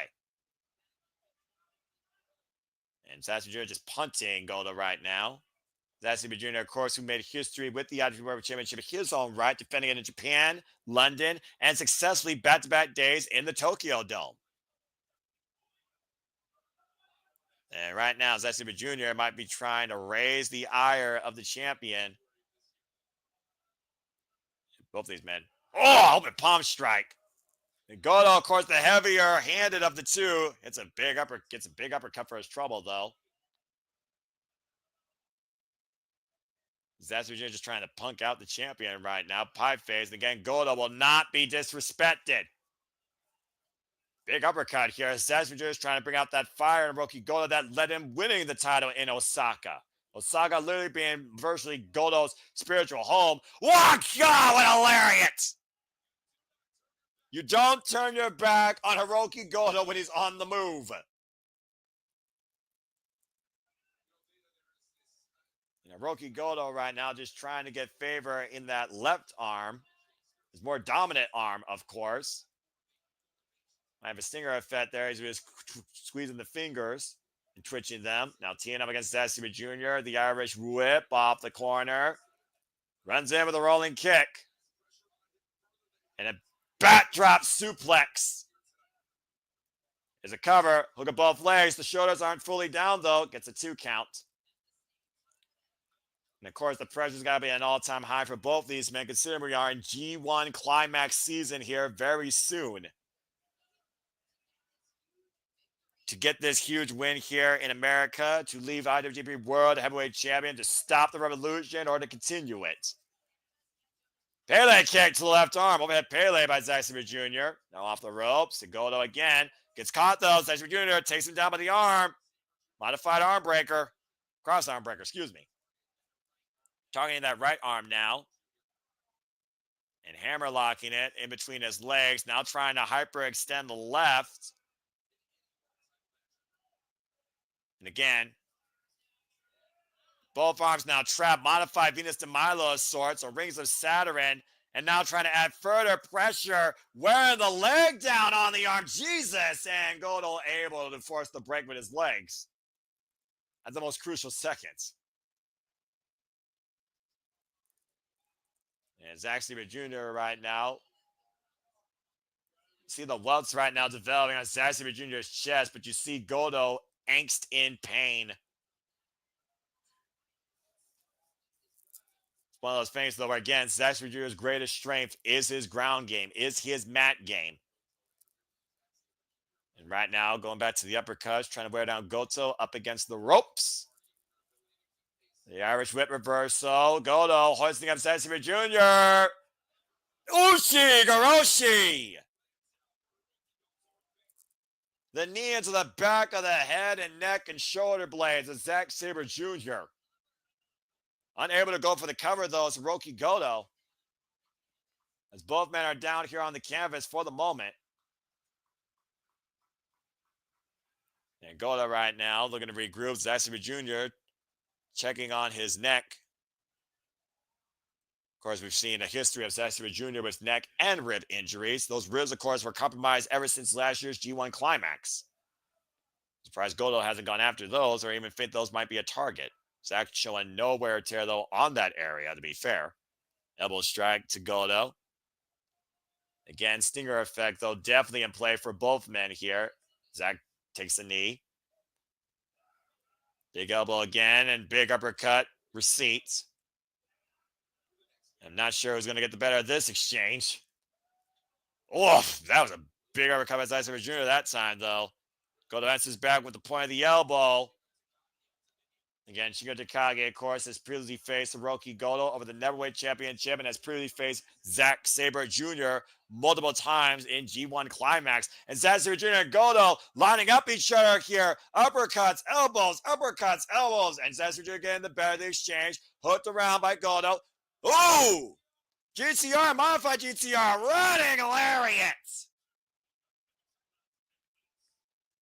And we are 10 minutes in officially on this contest as both men are down again. 10 minutes deep in this match that could go up to 60 minutes. Crowd chanting fight forever in what's been a very even bout. Wouldn't expect anything less with these two, though. And the last time these two fought, it took 20 minutes for Goto to beat Zack Sabre Jr. And of course, it was for the title. Zack Driver! Zack Driver! Out of nowhere, but unable to go for the cover. Champion put down hard, though. And of course, Zack Sabre Jr. also helped trained by the likes of Taka Michinoku, the man that we own the Michinoku driver to. So what? And shout out to JTO, by the way, just tap out. Of course, his promotion recently had a pay-per-view on New Japan World. It was good stuff. And Zack Sabre Jr. right now back up to his feet. Of course, Zack Sabre Jr. also a previous student of sorts and tap partner to Minoru Suzuki, member of Suzuki-gun. Former King of Pancrase, big PK, and there's the cover. Matchbook stacked up, 2 count for Zack Sabre Jr. You saw the way Zack Sabre Jr. was holding onto the arm. If you're watching along with me, folks, that was for added pressure. Remember, he's been working that arm this whole match. Everything Zack Sabre Jr. does wears down the body limbs. He doesn't focus on just one part. He focuses on every part. That's why he is so dangerous and unpredictable. Caught in the corner, though, and Goto might be looking to hook Zack Sabre Jr. again for another. Oh! Shoto that time. I thought I was going to go for GTR. Instead, Shoto, the draping elbow across the throat. It was a reverse DDT of sorts.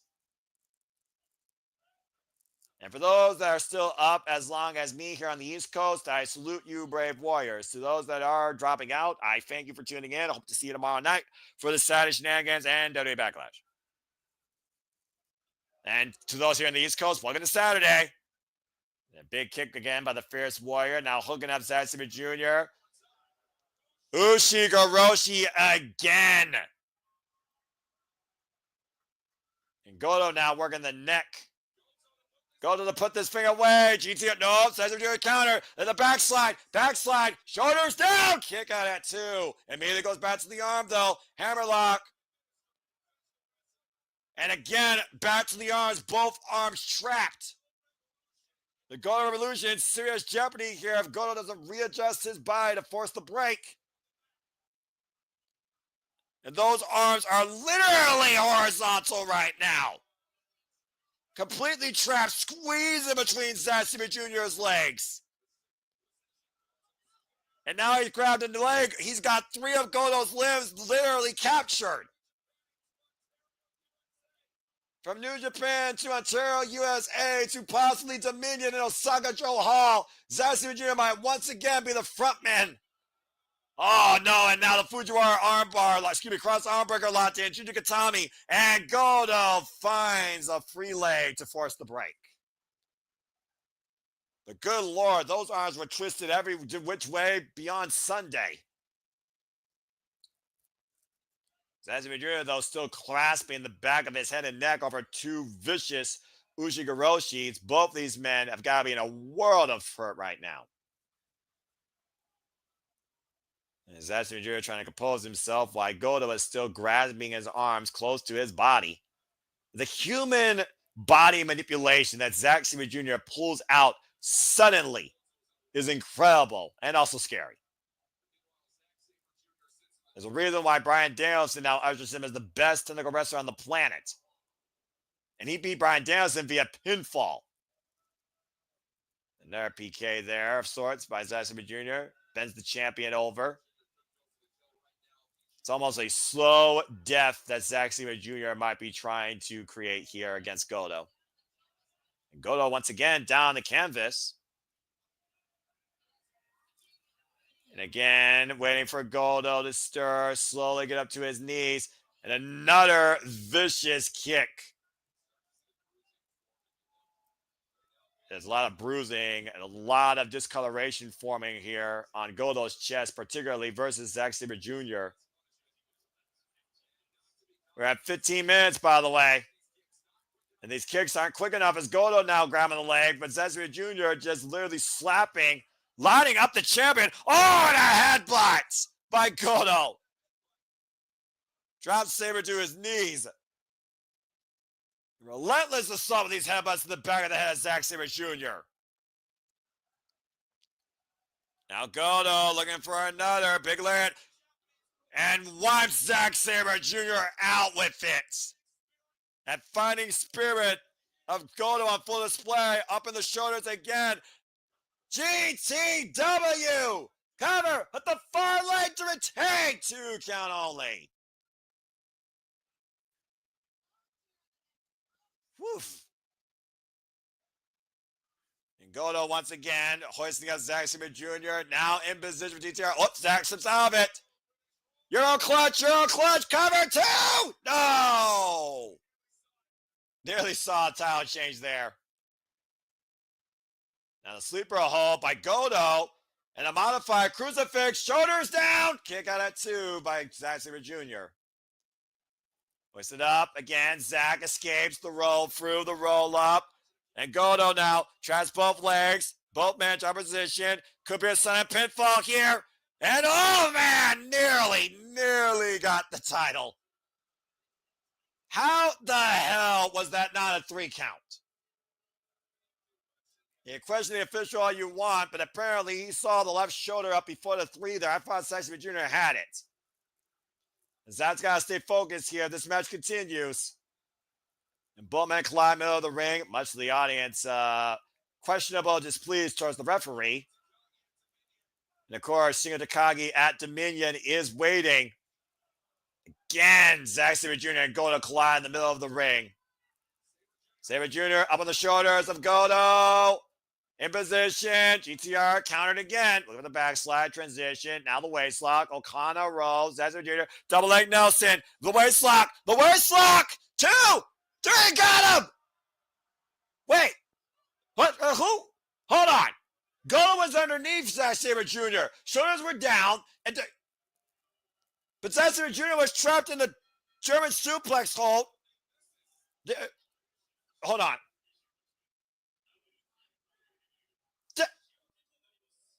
Double pin? What? Zack is not happy. The referee trapped in a sudden guillotine. Ladies and gentlemen, this match was a double pinfall decision. Therefore, it's a draw.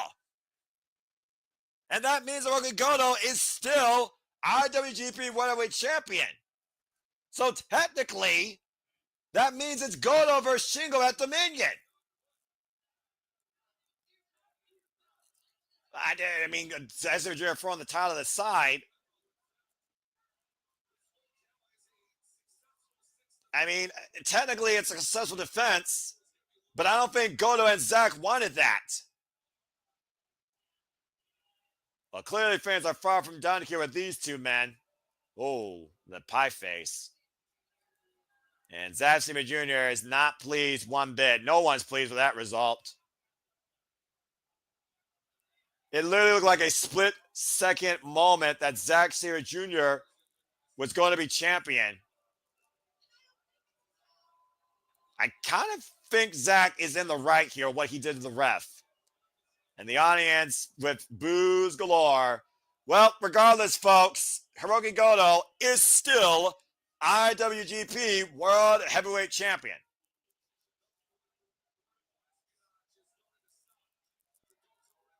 I guess not even a double pinfall is going to stop the Goto Revolution, and we'll see how that continues forward as we head towards Dominion, where Shingo Takagi now waits for the champion, but Zack Sabre Jr., he got fucked. Goto right now doesn't even know what to say about this or do. He doesn't have a microphone. There's no referee. The referee is incapacitated by Zack Sabre Jr., so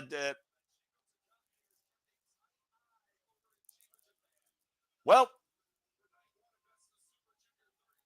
it is what it is, I guess. Hiroki Goto now is officially going to face Shingo Takagi in the main event of Dominion for the IWGP World Heavyweight Championship. Stay tuned for that, folks, next week.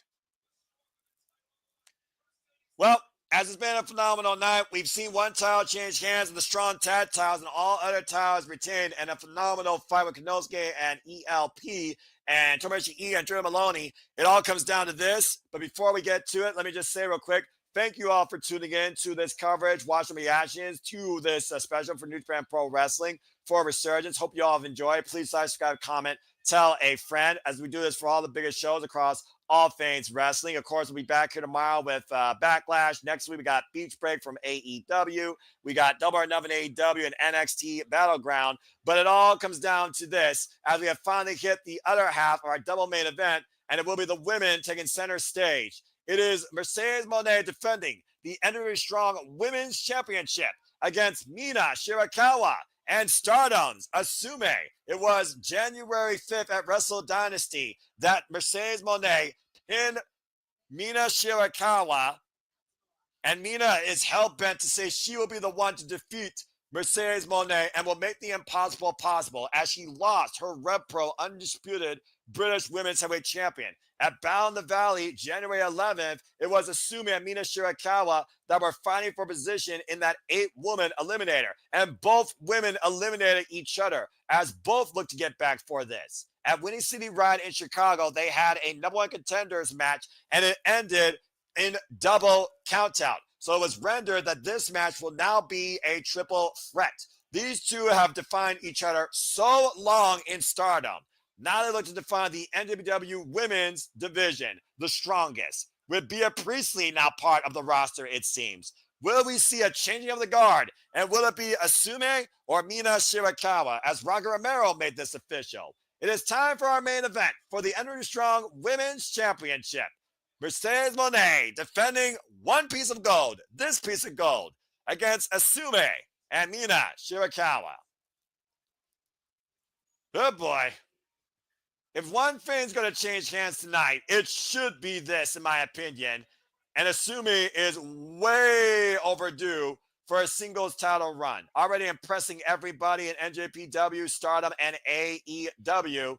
As Mercedes Mone says, the Mone train will continue. We'll find out soon enough if money really changes everything.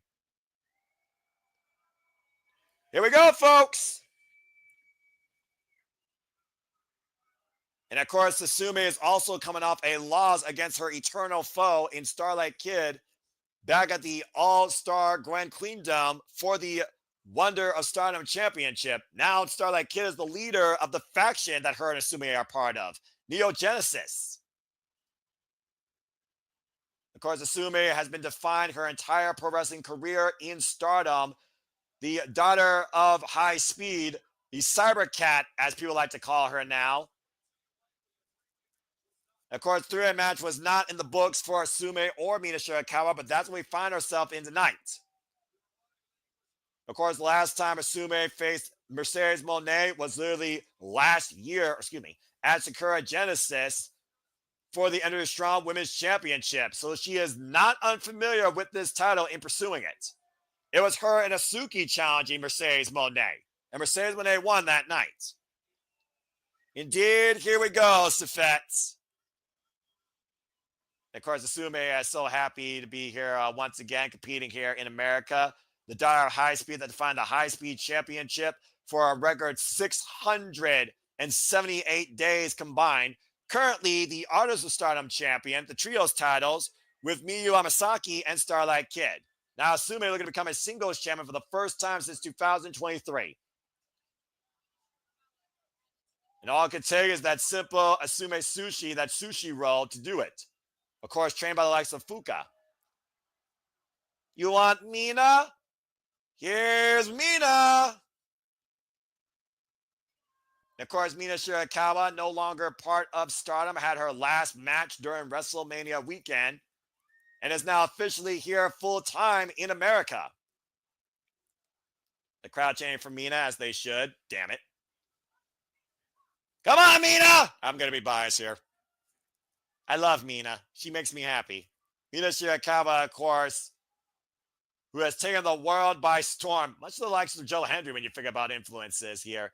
Everyone in the world wants Mina. And of course, Mina Shirakawa, star of the year off Mercedes Mone, fighting her for title at Wrestle Dynasty. Unfortunately, it was on the losing side. And of course, Mina Shirakawa, we've seen her multiple times in the past alongside the likes of Viva Van and Trish Adora. Looking to finally become the NJPW Strong Women's Champion tonight.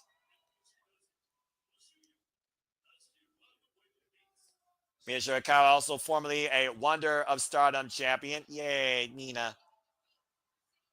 Of course, known in her own eyes as glamorous, and I'm not going to deny that. 6 years in the business right now, this young all-rounder who finally stepped out of Tam Nakano's shadow in Cosmic Angels and formed her own faction and paved her own way, making the whole world want Mina. And of course, she was previously the British Women's Champion for 134 days. And speaking of champions, here comes the CEO. Good boy. Good luck to everybody.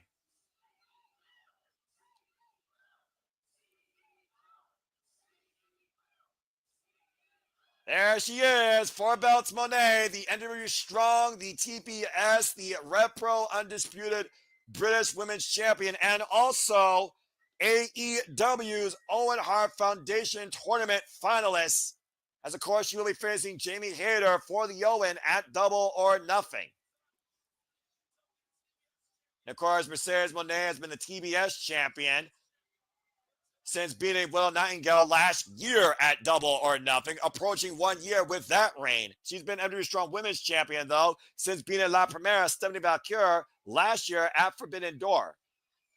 And she has faced a who's who in and out of New Japan, Stardom, and AEW for all 3 of those titles since holding them. This is day 314 of her reign with the NJPW Strong Women's Championship.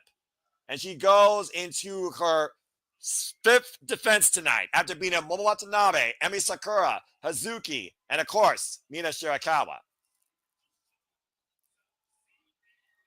And there's JJ. I knew he was waiting to do that. Of course, the 4th Strong Women's Champion, of course. A lineage started by Julia. Damn. There's so much right now between these 3 women. It's an incredible summit here of talent here in our main event tonight at Resurgence for the NJPW Strong Women's Championship.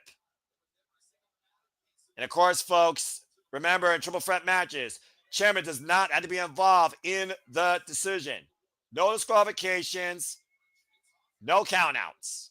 First pinfall submission inside the ring will leave the NJPW Strong Women's Champion. Asume's second chance at this title, and Mina Shirakawa's second chance at this title. And of course, Mercedes Mone has victories on both of these women. Bell rings and we are underway. Here we go. Our main event of the evening, three-way match here. Mercedes Mone already with the height advantage on the tail of the tape. One fall, 30-minute time limit. Bit of a slap there by Asume, who did not want to be disrespected. And of course, the confidence of Mercedes Mone has been at an all-time high since her undefeated run as of late in being all elite. Looking for a three-way Greco-Roman knuckle lock here. We'll see right now as Mina, always here to impress and show off, gives the midsection. And look for the Mone maker. Whoop. Woof. But able to escape was Asume. Deep arm drags there by Asume and Mina. Swing and miss. Don't blink here, by the way, folks, especially with Asume. And again, right now, deep arm drag takeover. Looking for the Mone statement. Looking for the Mone maker policy. Excuse me. A chin lock applied and Asume crawling, though. Mina saying no, no, no. And Mina Shirakawa is having none of that. Now rolling through Mercedes Mone and Asume.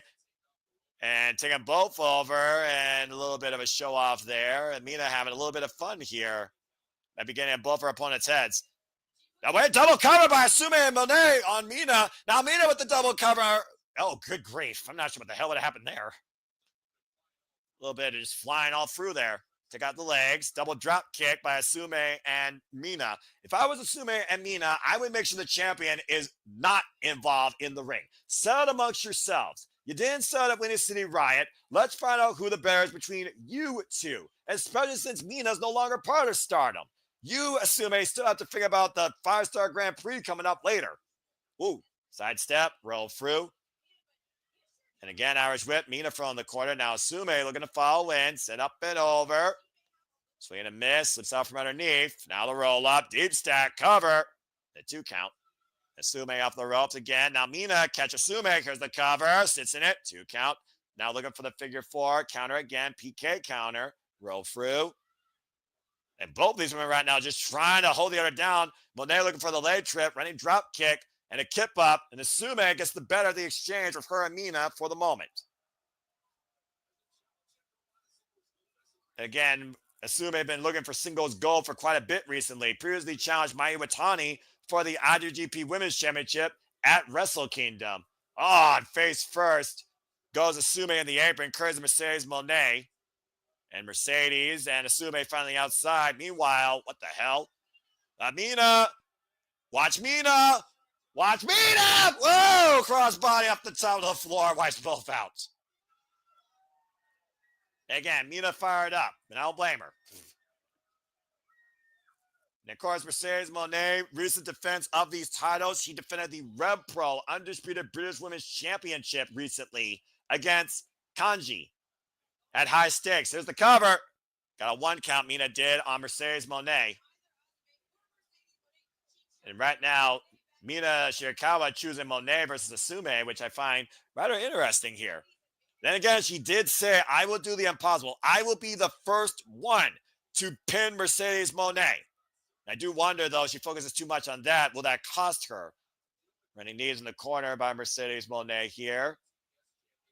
And might be looking to hook up Mina. And Mina scouting it out. Oh, open palm strike. And of course, we are a couple weeks away from Double or Nothing, as I talked about here earlier.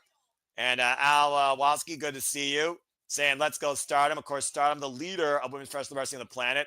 Oh, wow. Crossbody onto Asume was trying to come into play there. And again, Mina has isolated herself and Mone in the ring. Now the front face lock, German suplex. She pops the hips as she looks to pay a nod to her all-time favorite, Eddie Guerrero. There's the second. And a trio of suplexes by Mercedes Mone on the lion mark. Indeed, that is exactly right, Sandy. And of course, you all can go watch that in the archives on Stardom. A phenomenal pay-per-view, probably my favorite of the year. Grabs the legs, and right now Mone and Mina in the corner. Oh, and Mone able to get Asume face first in the turnbuckle. Now has both women sit across the ropes, and uh-oh. Now Mone. Oh, driving the knees down for Mina and Asume. Here's the cover on Mina. Back press, far leg hook, gets a 2 count. Now Mina goes to Asume. Far leg hook, and gets a 2 count again. And scrambling right now for the cover on both women here. Back-to-back covers again on Asume and Mina, who both kick out again. And we are officially 5 minutes in this contest, and Sandy history tends to repeat itself sometimes. Mercedes Mone, I think, is trying to end this thing quickly because she knows she's at risk of losing the title. The running double knees from the apron to the floor of White Asume and Mina Shirakawa. Again, champion knows she doesn't have an advantage here. And keep in mind, folks, this is 30-minute time limit. We're already 5 minutes in. Now, Mercedes Mone throws Mina in the ring. Shoulders down. Cover at the far leg. Gets a 2 count. Mina gets the right shoulder up. And of course, Shirakawa has been in action, though. Most recently, as we saw, like I said, in Las Vegas during the Stardom Neon City show. And Mayu Iwatani, of course, was the last woman to beat Mercedes Mone, to your point, when she was champion, IWGP Women's Champion. And of course, Mayu Iwatani held that title for 2 years. Well, what's this? And Mina Shirakawa, gory bomb Mercedes Mone. Her own version of a Mone maker, now driving the knee of Mercedes Mone in the mat. And of course, loves to hit that figure 4 leg lock on.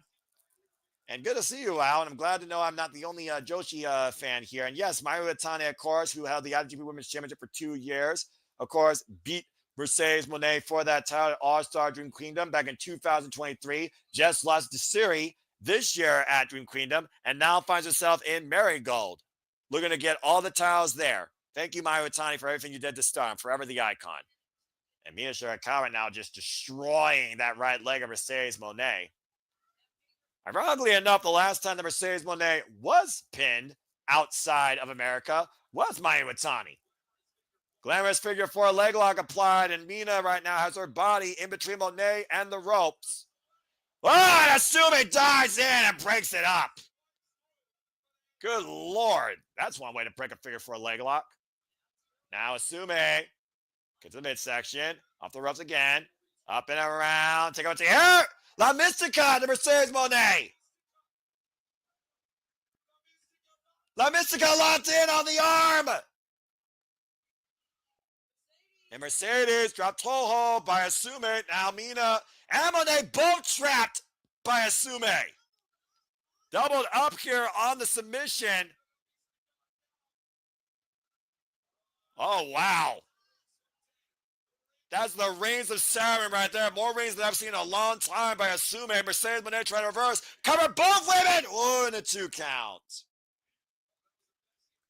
That was an extremely messy exchange there that almost led to a double pin and 2 women losing an arm in the process.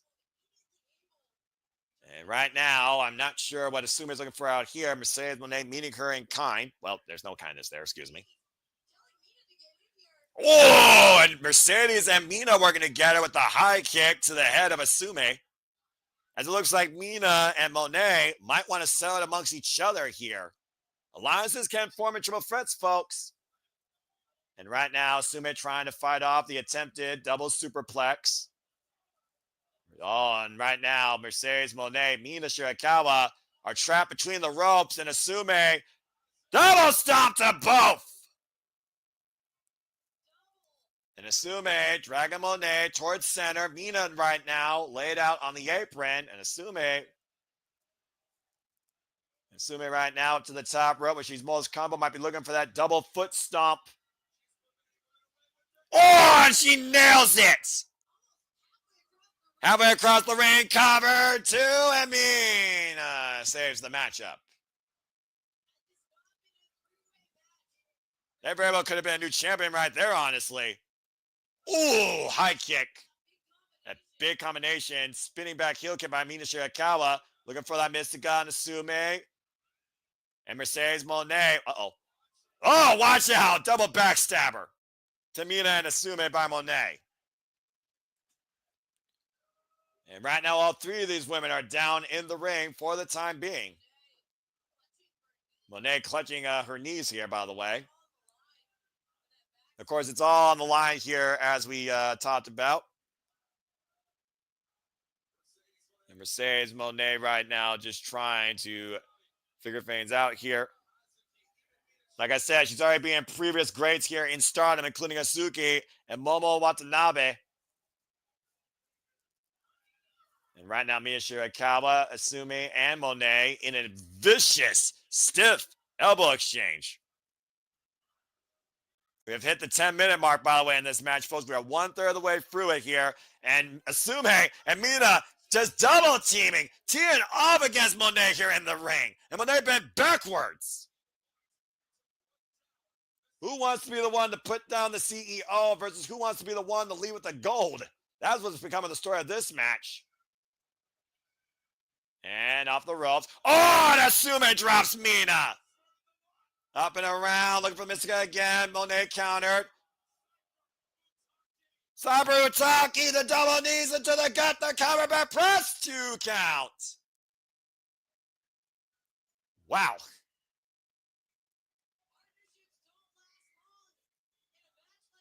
Gotta say here, every time you think there's a partnership, it freaking gets kicked in the head. And right now, Mone actually leaving Asumi in the corner. We are down to Mone and Asumi. Of course, last time Mercedes Mone was defeated was against Willow Nightingale at Strong Resurgence 2023. She has not been defeated since then. Double knees in the corner. And here's the cover off that. Hook the far leg. Gets a 2 count. Ever since her return back to wrestling, May 2024 at Double or Nothing, Mercedes Mone has been unpinned and unsubmitted. I don't believe she's even lost a match via count out yet. And saying that it's over right now, hosting up Asumi. Nice roll through. And Mina Shirakawa staggering up to the top rope. Takes down Asumi with a sling blade. And now Mina with the cover. Oh, Mone breaks it up. Now Mone trying to take advantage of Mina's work. Cover on Asumi, who kicks out at 2. Still not enough. Now going after Asumi again. Hoisting up for the Moneymaker. Able to escape. Cazadora, roll through, reversal. Now looking to hook both legs. Pops into the figure 4 leg lock. Mina Shirakawa looking forward on Asumi. Asumi, though, trying to come in. Oh, DDT! And Mina with a 2-for-1 special on Mone. And curious, isn't it pinning her in tag team action a few weeks back, or was it just silly tap partner Mercedes been hanging around with lately? That was Harley Cameron. Mercedes Mone again has not been pinned or submitted since returning back to wrestling from injury at WrestleMania 2024. Ooh. For the electric chair, taking down face first goes Asumi. Now Mina Shirakawa looking to trap Asumi in a figure 4 leg lock. Glamorous figure 4, middle of the ring. And right now, Mina might get the better of one of her greatest rivals from Stardom here tonight to win the Strong Championship. But Mone with the running double knees breaks it up. Crushing Mina Shirakawa in the process. Of course, Mina Shirakawa one time literally had her nose destroyed by the Phoenix Splash of Saya Kamatani. Mercedes Mone saying it's my title. Dragon Screw Layer to Mercedes Mone. Damn, that move has to suck. What the hell? Now Mina Shirakawa stacking out both Asumi and Mercedes. You can't be serious. The figure 4 squared? Can Mina Shirakawa do this? Double figure 4 leg lock applied to Mercedes Mone and Asumi by Mina Shirakawa at the same time. And that's double the pressure on Mercedes Mone's knees, particularly. And Mina's got them both locked up here in the middle. And watch the shoulders, Mone right now and Asumi both fighting just to stay up off the mat. And again, you literally will lose your shot. Your shoulders are pinned down to the mat. Again, both Mone and Asumi crawling their way for the rope break. Forcing the break on the figure 4 squared. I'm going to call it that from now on. The double figure 4 leg lock. Crowd chanting, this is awesome. I agree. A very competitive triple threat main event here for the Strong Women's Championship as Mone falls to the outside. Great separation. We are halfway through this match, folks. 15 minutes in. Asume. Oh, my Asume. Ooh, might have been playing possum there. Rolling elbow connects by Mina Shirakawa to Asume, though. Spinning back fist drops Asume to a knee. A running knee strike by Mina Shirakawa. And there's the cover for a new champion. Kick out at 2 as Asume bridges up. And Mina again staying on. Might be looking for that glamorous driver. DDT instead. There's a cover again. Hook the far leg. And Asume gets the show up at 2 again. So close, yet so far away. The longest 3 you hope to see. I'm just waiting for Mina Shirakawa to pull out moves like her glamorous driver. Of course, Asume, though, she, of course, has that Asume Sushi, that cradle pin. Speaking of which, glamorous driver attempt, counter, and the schoolgirl by Mone almost stole it. And Mina Shirakawa, jackknife, float over, cover, Mone. Mone with a reversal now, both in top position. With her right, got her hooked. Positive Mone maker, and Asume. Oh, wait a minute, Asume. The double cover by Asume. Oh, I thought for sure she almost got it. And Mone hooking up Asume for the Mone maker. Asume kicks off, though, again. Brings Mone down, wraps her up. Asume! Sushi! Oh! Somehow Mone finds a way to escape. Asume back up, though. Mone blocks the kick. It's Asume with a rising knee strike. And sunset flip! Power bomb into the corner. Didn't get all of it, though. And looking to follow up again with the double knees to Asume. Mina Shirakawa nowhere to be found. And now Mercedes Mone looking to put Asume away. Asume able to escape the Mone maker again. Now Asume hooking up. Oh, destroyer! On Mercedes! But Mina Shirakawa back in. Mina, Asume, reversal, 2, no! Oh, rolling elbow by Mina to Asume. And we're once again down to Mina and Asume here for the moment, up and around. La Mystica, takedown. Mina able to scout it, though. Crucifix, trap! Oh, and Mone comes in and saves her title. And Mone sent to the outside again, lands on the apron. It's a high kick. And here goes the champion. And again, looking for the figure 4, counter. Hook of the leg by Asume. Gets a 2 count. Asume Sushi 2. Mina rolls through. Asume Sushi again. Asume with the 2 cover. Got it! Asume's done it! Asume's done it! We got a new champion! We got a new fucking champion! Asume pinned Mina Shirakawa! Mone just lost the title!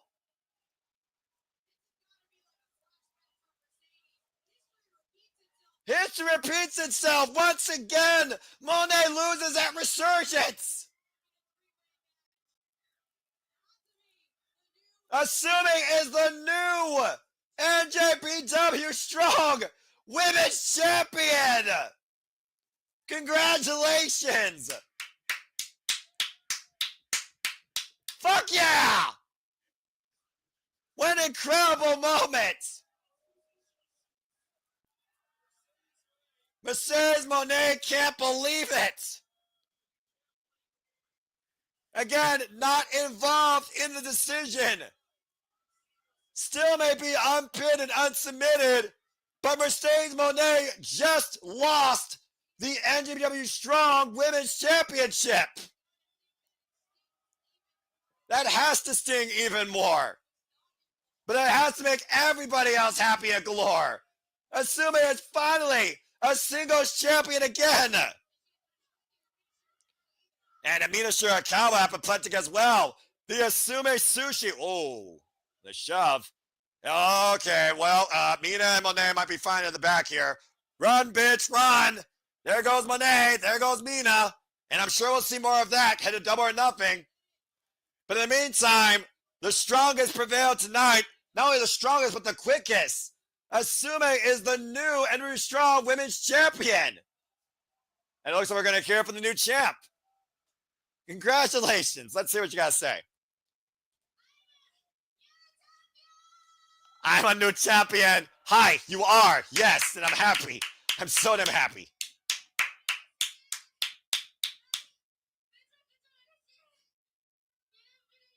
I don't speak Japanese. What? Shoste.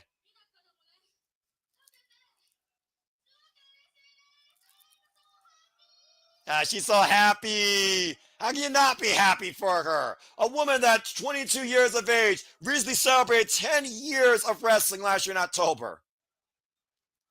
You gotta be happy for that. I'm so damn happy. Oh, that just made my night.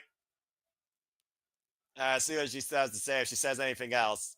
So happy. And the crowd chant, you deserve it. Damn right she does. It's Asume time. You're damn fucking right. The strongest is the quickest. And the strongest now in New Japan Pro Wrestling for the women is Asume of Neon Genesis. Change is indeed in the air. Bea Priestley has arrived back to New Japan. And Asume now is the strongest in New Japan.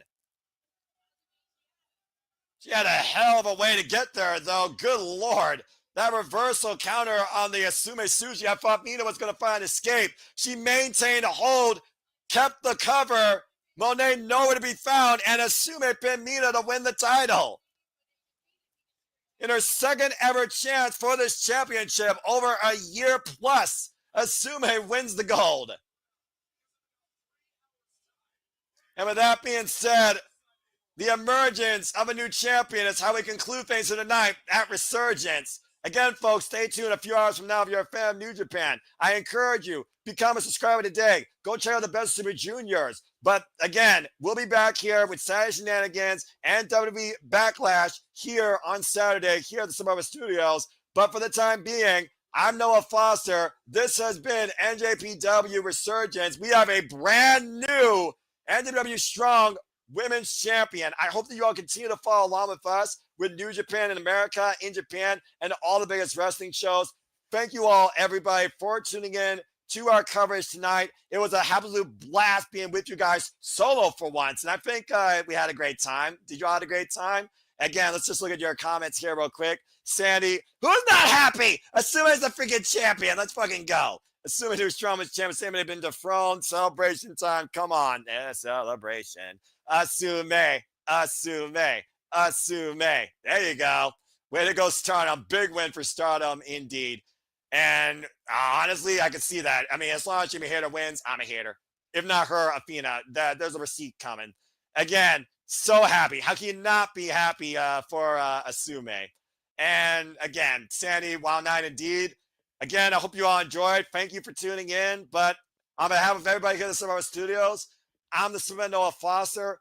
Thank you all for coming along with us tonight and meet solely for this ride. This is New Japan Pro Wrestling. They are the king of sports streaming. And this has been NJPW Resurgence with a new strong women's champion in Asume. Thank you all for tuning in. Make a positive path in life. Have a good night. Gokigenyo. Sayonara.